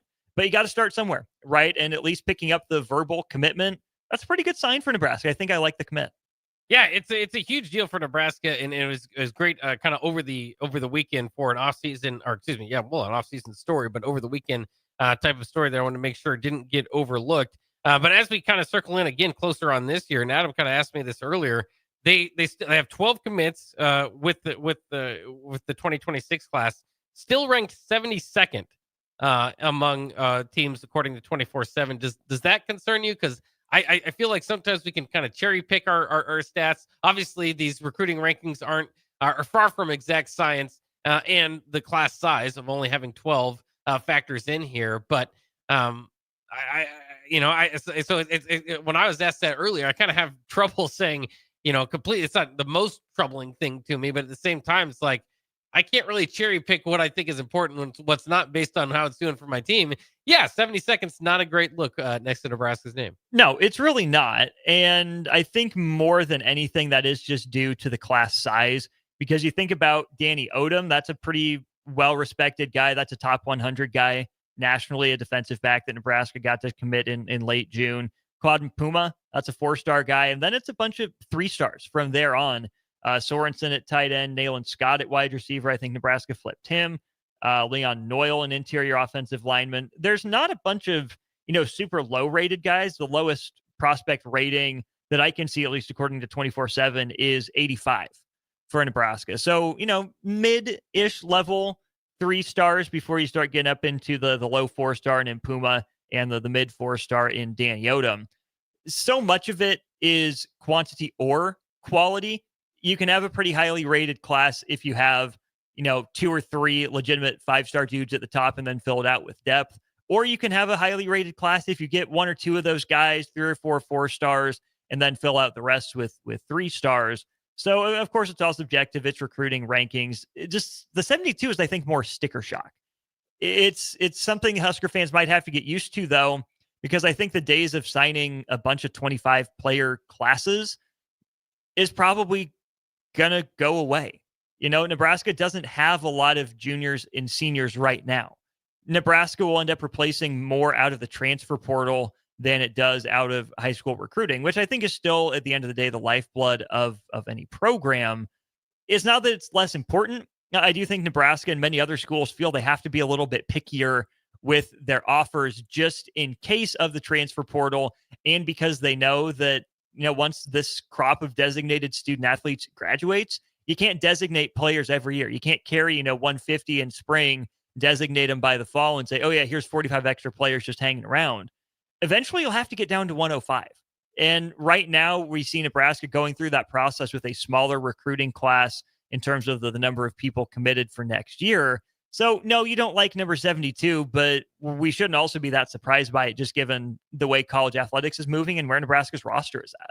Yeah, I think those are all good points. I also kind of think too, it's similar to, and not quite similar to what action plays on the field, but there is, I think, maybe a larger gap from, the top 10 to 35 than there is maybe from 35 to 72 or whatever it might be. Sure. It's really just kind of how these players, how they play out. And, because like you said, it's not like Nebraska has 4 2-stars that they're taking a big swing on. These are all 3-star kids. So it's just kind of interesting to look at it from that way. But again, the biggest story in Nebraska football recruiting right now is Torrey Pittman, the 5-star out of Omaha, picking Nebraska for the class of 2027. Huge get for Matt Rule in class. Of course, Trey Taylor in that class. I mean, that class really has got the start, if you think about peer recruiting, to really, regardless of size of the class, make its way back into maybe top 15, top 20 discussion. So let's take a quick break here on Bock the Blackshirt. We got plenty more coming up. I want to ask you, Austin, who's the best quarterback? No, best college football player you've seen since you've been watching college football, because I think that maybe one of them is up for a jersey retirement here. I want to see if that would be your answer. So we'll talk about that coming up next year on 93.7 The Ticket.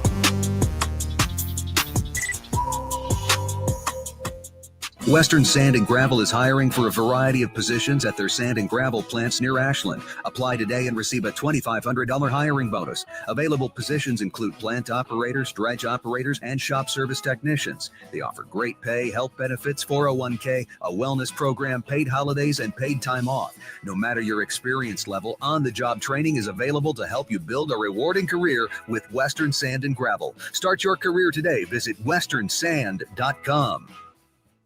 A1 Automotive's second location is now open at 5110 State Hill Drive, just off of Yankee Hill Road. The new location continues to specialize in all makes and models and provides personalized service as they have for 15 years. With the school year here, A1 Automotive reminds you that college students get 10% off any service, and they offer free tire repair with a valid college ID.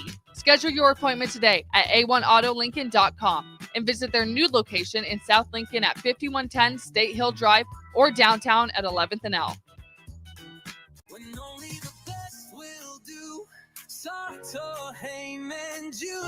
Rick Heyman here from Sartor Heyman Jewelers. I want to personally thank our great customers for voting us once again the best of Lincoln. At the same time, we're celebrating our 120th year in business in the great state of Nebraska. Visit us at South Point, Grand Island, and the Outlet in downtown Lincoln. Visit us today at SartorHeyman.com. Sartor Heyman Jewelers. Salt Mine City is your go-to brewery and the Haymarket for craft beers and great food. Enjoy a full menu of great items daily for lunch and dinner, like their Big Fatty 7-ounce hamburger or a Reuben sandwich served on Blackstone rye bread. And don't forget their beef or chicken nachos with guacamole, sour cream, jalapenos, and more.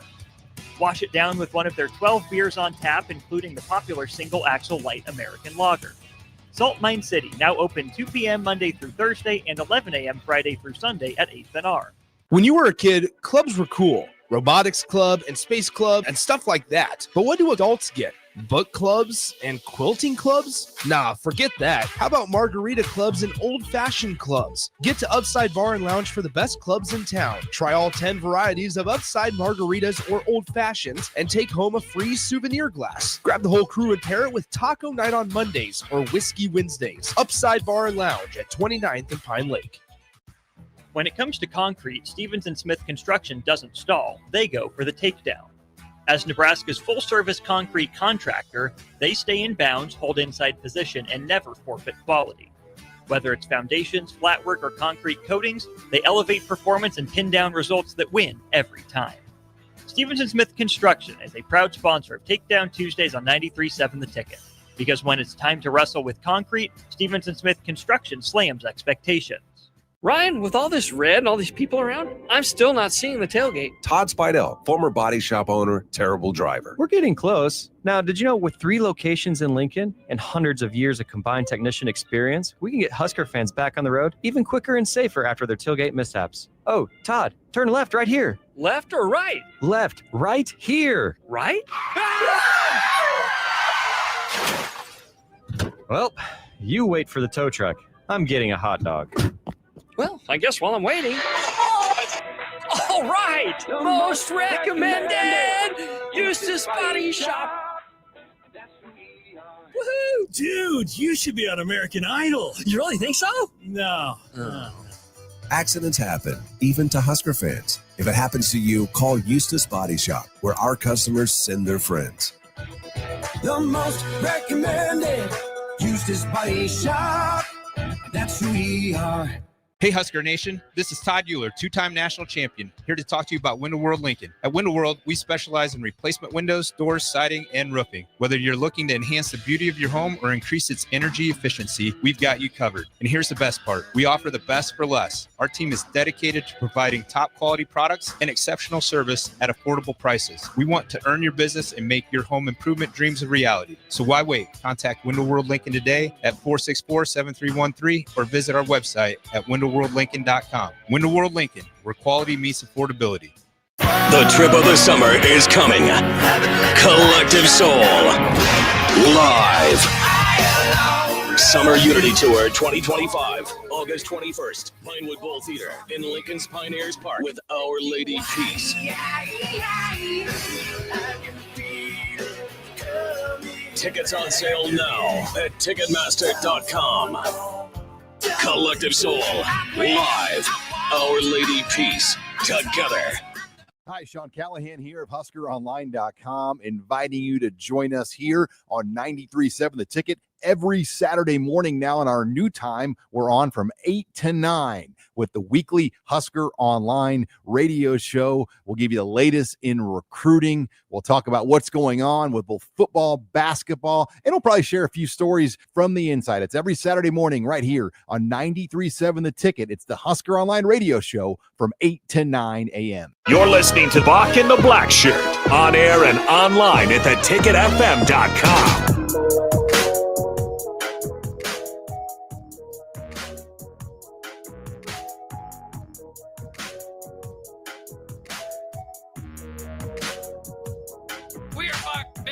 Bock in the black shirt here, and today, as Austin pointed out, is Bock in the black shirt. I got a black shirt on, but Austin joining me here as Pharrell will be back tomorrow.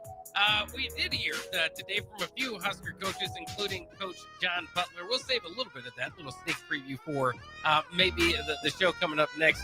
Old School with Austin will be on there, but I will say this: it was another tackling was a big part of kind of Coach Butler and what he was talking about. And I've been finding that really fascinating over the last several weeks, too, is just obviously there's been a lot of kind of thump tackling before you kind of get into actually kind of taking them to the ground. And it's just so different. Of course, we have a lot of former players that hang around here. And of course, times were different with the two-a-days and the kind of the physical aggressiveness of the sport. But it is just so fascinating because they don't. It seems even the coaches, when they're speaking out at the podium, don't have a great idea of how good of a tackling team their team's going to be because they're limited in what they can do in these practices. And it's so it just changes. And I've thought for a long time too is like over the years, generally, athletes get bigger, stronger, faster, and so usually the game kind of evolves. But I'm starting to get, especially hearing this, from even coaches, college coaches on the podium saying, yeah, I don't know. No, we're kind of limited here. I'm starting to wonder if these defenses would hold up against the defenses of old. Yeah, probably not would be my guess. They'd look different. They'd act different. Certainly. You think about even on the perimeter, right? John Butler was asked about, how aggressive he teaches his defensive backs to be. Where's the line? He says, well, kind of changes game to game. Got to figure out what that line is and do your best to walk it. You can still be aggressive and be physical without, committing penalties, but you got to really find where that line is. Like everything, it comes with trade-offs. Player safety, great. All for it. Absolutely. Love it. Here for it. But how are they supposed to learn to tackle? It's one thing to hit the, weeble wobble dummy, take that to the ground, then it just pops right back up. But that thing's not going to move. It's not going to make a cut maybe you weren't expecting. It's nothing you have to take an angle, and time it up. It's such a physical action, obviously, that comes with mental repetitions, right? To know yourself, to learn how you move, to get those live reps against other people as well, trying to make you miss them. There has not yet been a good way discovered to replicate tackling without actually doing the darn thing. So I understand and can appreciate the fact that these changes were made for player safety. Again, no complaints, no issues with trying to keep players safer. But I wish the emphasis on better tackling and player safety would have come from, maybe more education. Maybe, you say you got to pass, this many number of drills, this many tackles get graded out by, some video tracking system. Yep, your form was good on this one, wasn't good on this one. You got to tackle well 90% of the time before you're allowed to tackle. But even that's not going to prevent all the issues. Because if you're going to hit another dude, that hard at that speed coming from some funky angles, crap's going to happen. It's just another one of those rule changes that I think unintentionally, but almost assuredly helps the offense. Now, sure, there are drawbacks for offense. You're not used to getting hit. First time someone pops you, maybe you're more likely to drop the ball, right? You're not used to getting hit. Maybe that's the A.D. Mitchell problem. You slow up when you go over the middle and you get into traffic. But I think it's a much bigger and more noticeable negative effect on defenses, where that is their job. It is to tackle. So really you're relying on, muscle memory such as it is. And it's just going to be tough to improve as a tackler, even if you might have the general basics of what a tackle is and how generally I do it down.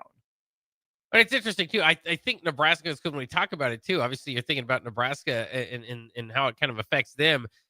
They've had a pretty good defense these the last couple of years. I don't think tackling or missed tackles has been a huge issue. Of course, that wasn't the case for some of the previous staffs. I remember Coach Riley brought in tackling experts to kind of come in and help with tackling. Scott Frost would come in after that and was asked about that and said, "That's ridiculous. We're the coaches. We're the ones that should be teaching them that." And that sounds all good, nice and good until Scott Frost, had a game where the team came out and it was an odd front, and he said, "We only prepared for an even front." It was like, well, this is part of football. You should be prepared for everything that you might see here. So I just always kind of thought that was funny that Scott would say that, and that's actually exactly right. Actually, is that he would say that. It's not so much that they were thrown off by the odd front. So he would come out and admit that after the game. I always found that kind of a little bit odd. They came out in a different front, and half our game plan went out the window. Yeah. Huh. Keep that to yourself. Interesting. Yeah. Let's not say, we had to do things a little bit differently. They showed us some new looks. We had to rely on some stuff from our past that we didn't go over. Credit our team for doing the best they could on the fly with stuff from install from spring, but nope, they showed us a different front and half our playbook was out the window. There's just different ways to say the same thing. Right. I always thought that was kind of an interesting approach, but I don't think Scott Frost was ever great at those press conferences. Of course, there's only so much you could say. I always felt bad for the guy at a certain point because it was you go to the coach afterwards for answers, and at a certain point, it's just like he doesn't have the answer. Haven't we figured out he doesn't have the answer? Stop asking him for the answer. It's like going to the C student for help on the test. Yeah. He might be able to point in the right direction, but yeah, we're not going to get this thing figured out. So obviously the missed tackle against Caleb Johnson, people, would bring that up. And there's going to be missed tackles throughout the year. Obviously effort at certain times could have been questioned maybe by certain guys. But overall, I thought it was a pretty good tackling unit last season. I don't think you finish in top 25 type of defense if you have a major tackling problem. But when you think about issues tackling, what group do you think of first? For Nebraska or just in general? Just in general. Probably the defensive backs, I guess. Interesting. See, for me, I go to linebackers. The guys that are supposed to be the best tacklers on the team, right? I think about the guys that are supposed to be able to play side to side and play up and down, right? East, west, and north, south. That's their primary job, right? Yes, sure, they'll take on some blockers, but they're the ones, first responsible for angles. They're kind of that first real wave of tacklers that are running back. I give defensive backs a little bit of a pass, especially if it's in the run game, right? If it's in the pass game, you have a guy right there and you let him slip through your fingers. Yeah, that's gonna be a bad grade. But if you're, one-on-one against an offensive lineman and you're not able to shed the block and go tackle the guy, or if, you're matched up with Saquon Barkley or Derrick Henry or something like that, hard for me to say that those guys should consistently be able to win those one-on-one battles. I kind of view defensive back tackling as, if you can tackle one-on-one in the open field against a guy like that, great. More credit to you. You're incredible. But really just get in the way. If your teammates are going to leave you out on that island and leave it up to you, either something went terribly wrong or they're not good teammates. So I think of linebackers first, and I think about poor tackling, like the guys that are probably paid the most and expected to do the most of it. Yeah, I think that's fair. I think that's probably who you should put the most expectation on as far as being able to get those open field tackles. I just think defensive backs, because the last line of defense, and if they miss it, then the play is broken open. But you're right. I mean, a lot of times if you can just kind of slow them down, allow your buddies to get there, that could be at least be enough. The other thing that rankles me with tackling, Bock, is defensive linemen when they have like a one-on-one against a running back or a quarterback. I get that they're big. It's harder to slow down that much momentum when they're going one way and a smaller, shiftier guy is able to evade them. But it's when a defensive lineman gets two hands and like his chest on top of the quarterback, and the quarterback just kind of huddles. Yeah. The defender just kind of flies over him instead of being able to bring him down, and then he escapes. Or the backside defensive end, flowing with the play, running back cuts it back. It looks like he's going to be right in his arms, but the running back makes the defender, the unblocked guy, miss, which is his job, to be fair.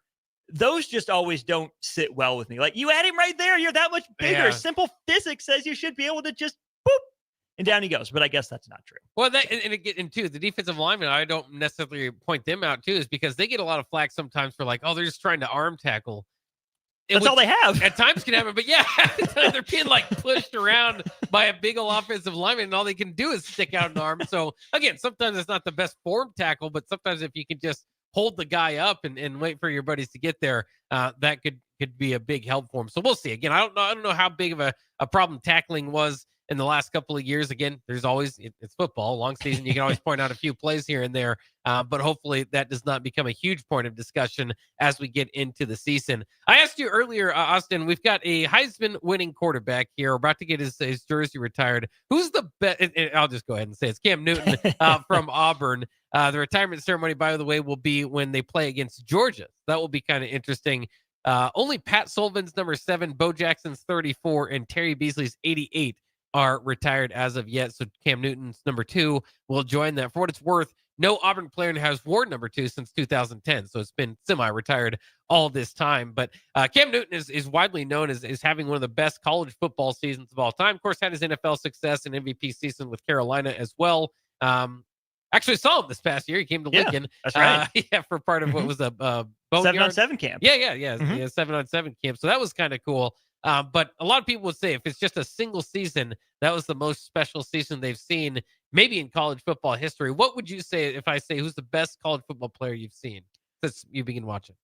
Let me throw this out there first. I think that what Cam Newton did for Auburn football was the college football equivalent of the Carmelo Anthony 2003 Syracuse run. Oh, okay. That's kind of how I've always thought of I like that. It's not a perfect comparison, but similar colors. I know Cam wasn't a one and done because that's not a thing in college football, but made his mark and then see ya. When I think of the best football players, I'm just going to do ones that I've seen in person. Probably the best, Nebraska player that I saw in person. I mean, I got to go with Ndamukong Suh just by default. Amir Abdullah is really high up on that list for me. I don't know if Amir is, I don't know if it's a hot take or not, but I would say Amir is probably the best between him, Burkhead, and Halu. Yeah. I would take Abdullah over those guys. Here's the real question. Who's number 2 in that one?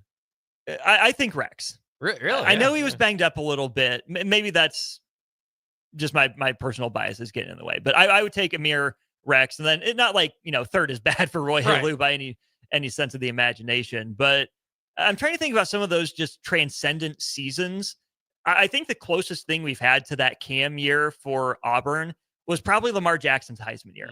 What he was able to do as a sophomore. It's one thing when you're an Oklahoma quarterback putting up numbers under Lincoln Riley. It's one thing to do it when you're surrounded by all the talent that you are at, Alabama or Ohio State.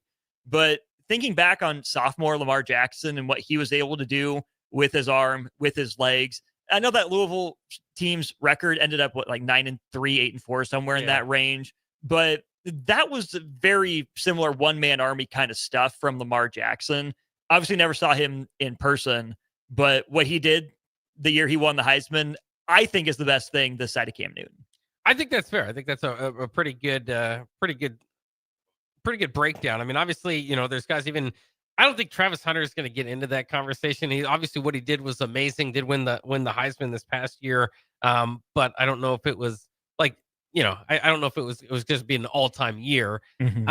Joe Burrow, obviously his season, but he had so much talent around him. Yeah. I think that kind of separates there, but still one of the best quarterback seasons that we've seen in quite some time. I always say the best game that I ever saw was Vince Young in Texas defeating USC in the 2005 championship game. And so Vince Young could be there, but his numbers don't necessarily kind of compare as well.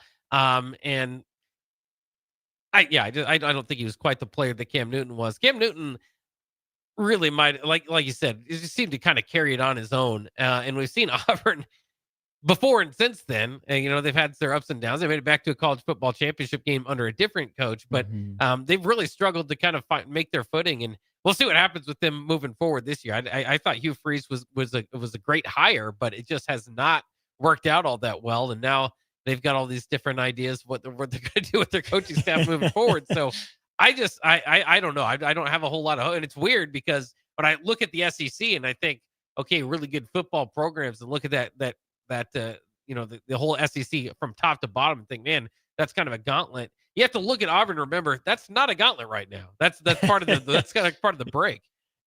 Right now, it kind of is. May I interest you in a coach that already knows how to say, "Go Tigers"? Yes. Coach O, he wants back in the game. I Bob. saw that. Ed O wants back in. Bring him on, Hugh Freeze. It's not too late.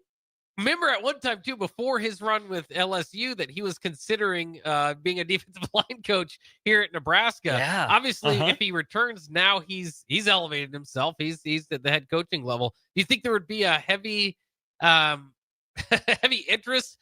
And then the other thing is, would it have to be regional? Like, it almost would have to be regional, wouldn't it? You can't hire him on the West Coast. I mean, the idea of Washington State head coach Ed Orgeron feeds families. I mean, what if Bill O'Brien goes back to the NFL? I mean, Boston College head coach Ed Orgeron. Are you kidding me? Sign me up in a heartbeat. I think the perfect way for him to get back into head coach, if he wants to just jump right back into being a head coach, Sun Belt. Right, whatever Sun Belt team needs one, maybe Conference USA, but I do think regional's probably the way to go. Now, Coach Ed Orgeron, Maction Tuesday nights. Ooh, I am here for. I just think that's a lot less likely, unless he goes back and starts as a position coach somewhere, maybe a coordinator role, whether it's pass game, run game coordinator, maybe before defensive coordinator. But I would guess the college football would be better off for having more Ed Orgeron, his personality in it. Certainly not to absolve him of the things that got him fired from LSU. That's not my job to pass judgment positively or negatively on it. But a big personality like that, former national champion, it's good for ratings. I'm not mad at it. Yeah, 64 years old, but he's been on camera for you got to keep your co-eds away from him. So we'll see what kind of goes on there, or at least he just gets hitting on him. He does that from time to time. We'll take a quick break. We've got more coming up here on our final segment of Bock The Blackshirt on 93.7 The Ticket. When you were a kid, clubs were cool. Robotics club and space club and stuff like that. But what do adults get?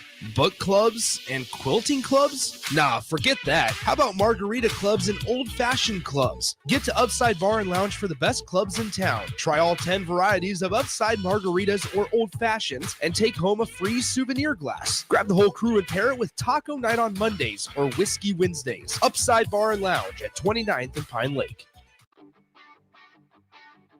Gaina Trucking is hiring CDL Class A and B drivers. Their strong team culture makes it not a job, but a career. Gaina Trucking offers health, vision, and dental insurance, 401k with company match, an employee assistance program, and other bonus programs. Build a better career today with great team culture at Gaina Trucking. Learn more and apply today at GainaTrucking.com. Wall to Wall Wine and Spirits is your place in North Lincoln to go for all your needs in wine, spirits, and beer. They also have a large variety of cigars in their walk-in humidor, and they have a top-notch walk-in temperature-controlled high-end wine room. Plus, you can enjoy free samples from their tasting bar. There's only one place to go for all your needs for spirits and cigars. That's Wall to Wall Wine and Spirits on North 27th Street in Lincoln.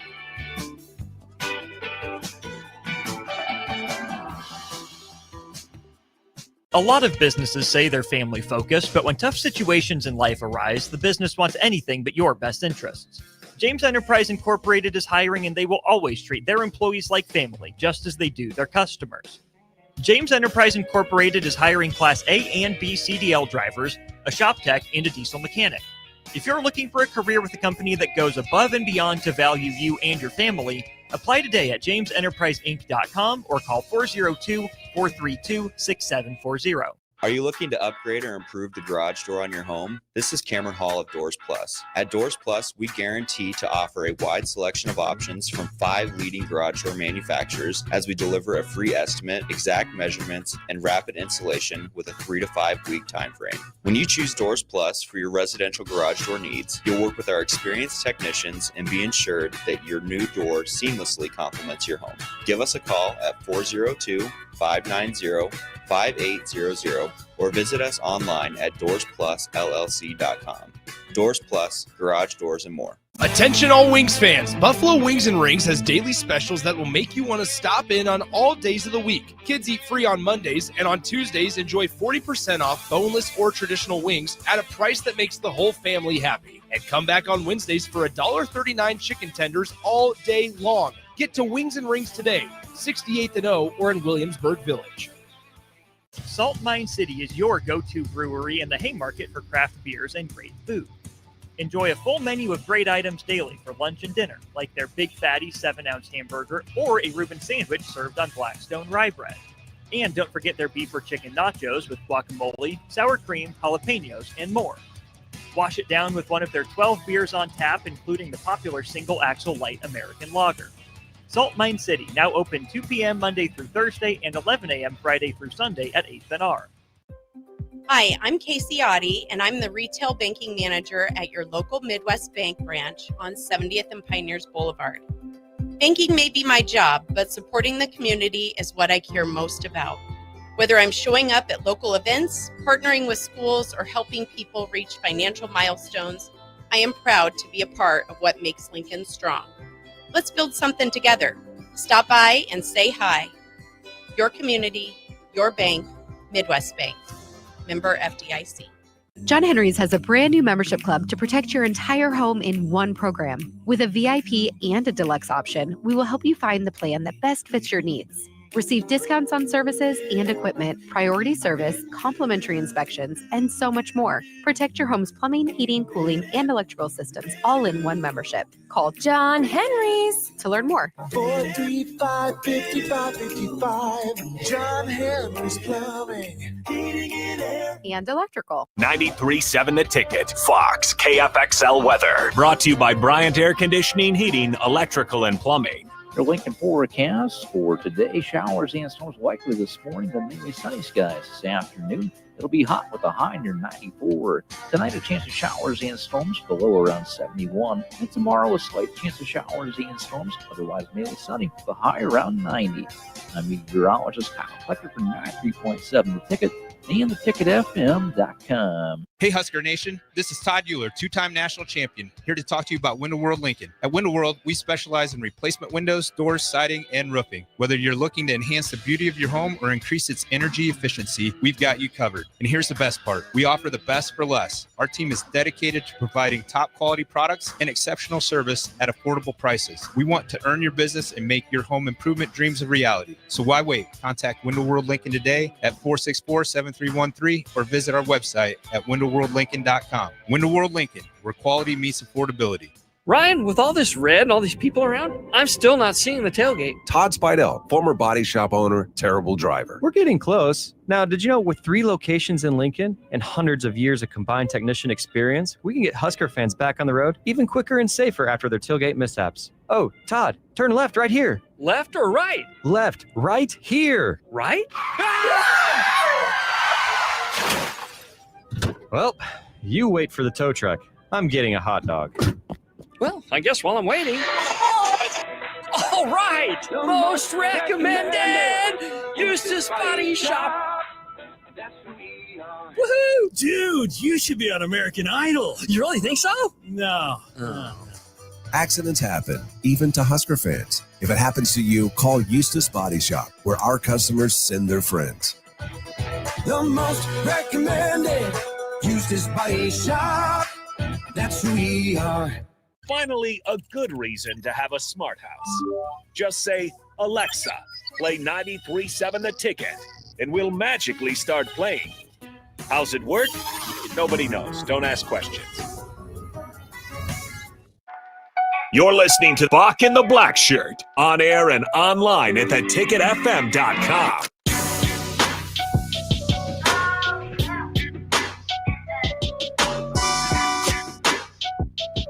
We are back here on Bock the Blackshirt on 93.7 The Ticket for the final segment today. Terrell out today. He'll be back in tomorrow. I'm Jake Bachman. He is Austin Orman filling in.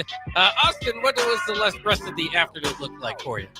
It's going to be a fun one. Should be good. Jay will be a little bit late, so it'll be me and DP for the first hour of the show. Just what do you want to learn about Nebraska football? 10 days to go before kickoff. We'll chat with Brian Munson of Husker Online about the Torrey Pittman commit and some other topics in Nebraska football recruiting. What makes a good college football playoff dark horse? How does Nebraska fit those criteria? And different publication ran a fan bracket for the best NFL team of the 2000s. So we will get Jay and DP's opinions on their best NFL team of the 2000s. I won't give away the answer for who the fans took. It's certainly a good team. I don't know if it's the one that I would have gone with myself, but I got, I got convinced that it's a worthy pick the more and more I read about it. And then Nick and I kind of teased this a little bit, but I actually had some time to sit down and do this with the Nebraska volleyball alumni match. I said I think it would be best to do that for basketball. Yeah. For men's and women's. So at the very least, I'm going to have me, DP, and Jay go through and pick. If we could have a dream starting 5 of Nebraska alumni that could conceivably take the court come late September or mid-October, who would you put out there on the court in an alumni game? Oh, that should be fun. That's a fun role. I know earlier you brought up Tron Lou. If you can get him off the sideline, I would be all for it. I think that among my favorite athletes of all time is certainly cheering interest. While he was here at Nebraska. Austin, before we do wrap things up here, I did want to get your thoughts. I talked to Adam earlier about, obviously, him and I are big protectors of the regular season in college football, something that is dwindling as far as, the importance of at least going undefeated in the regular season. And, of course, with the expanded playoffs you're allowed a loss or two to still try to make the playoffs. Now the Big Ten, and if you've heard it, there's been different ideas kind of thrown out there. I was trying to think of it. Missouri, Eli Drinkowitz also kind of threw out the idea that there should be an even more expanded playoffs. Big Ten was thinking 24, 28 teams. It's just a thought right now. Would that be something that would intrigue you? Would you still think that's the best way to determine a champion? I mean, what are your thoughts about this massive playoff idea? If we're going to go any bigger than 12 or 16, I really think the FCS model, the 24-team deal, is probably the best. Now, what the Big Ten, probably the SEC, maybe the other power or power adjacent conferences wouldn't like about that is that means you're putting in your Sun Belt champion, you're putting in your MAC champion, you're putting in your Conference USA champion, you're putting in your Pac-12 champion once they officially get their conference back. And what these bigger conferences are more worried about is more automatic bids, right? More money that they know going into the year they can count, which is fine, except that we don't have any objective criteria other than be in this conference. There's no standard of play on the field that you have to reach to earn an automatic bid, right? No criteria, no benchmarks. You can say it's record, you can say it's head-to-head, sure, fine. But I think if we go any bigger than that, the 16 team, it's got to be the FCS model. And part of me wonders if Tony Petitti threw this out there. I hope he's joking. And I hope it was just a smokescreen to say, oh, maybe his other idea wasn't so bad. Let's maybe give that, a little bit more discussion, because we'd rather he get his way on that one than on this big mega 28 team college football playoff. I'm still adjusting to the mulligans in college football, the professionalization of it all, as it starts to look more and more like the NFL, which is why I'm not, so mad and so against the idea of 9-3 teams in the playoffs once you get to 16. When you get to 12, there's got to be enough double-digit win teams out there that are worthy of a crack at a national championship that you don't need to, lean on strength of schedule. You can say, hey, this team won more games. They're ahead. Sorry, you had a hard schedule this year. Hope it eases up next year for you. So let's not go too much bigger. And if we do, there's a right and a wrong way to go about it. Yeah, absolutely. I mean, we'll see how this kind of all plays out, but I fear it's similar to college basketball, where there's always going to be that crowd knocking on the doors saying, hey, we got left out. Let's expand the field. And then on the other side, TV contracts and, more money in there possibly if you do expand it. So we've seen money overrule the sport before. In fact, it currently has happening, so it might happen again. All right, that'll wrap it up for Bock and the Blackshirt. Thanks again to Nick Sandert and Austin Orman for joining me today. Terrell Farley will be back in studio tomorrow. But coming up next is Old School. Don't go anywhere here on 93.7 The Ticket. Rashawn Jackson here for Bauer Infrastructure, a veteran-owned local company proudly serving Lincoln, Lancaster County, and the surrounding areas. Bauer provides quality work at an affordable price, and they're growing rapidly. If you want to experience a career with a fast-paced, family-friendly environment, visit BauerInfrastructure.com. They have top-of-the-line benefits, year-round work, even through the winter. Bauer!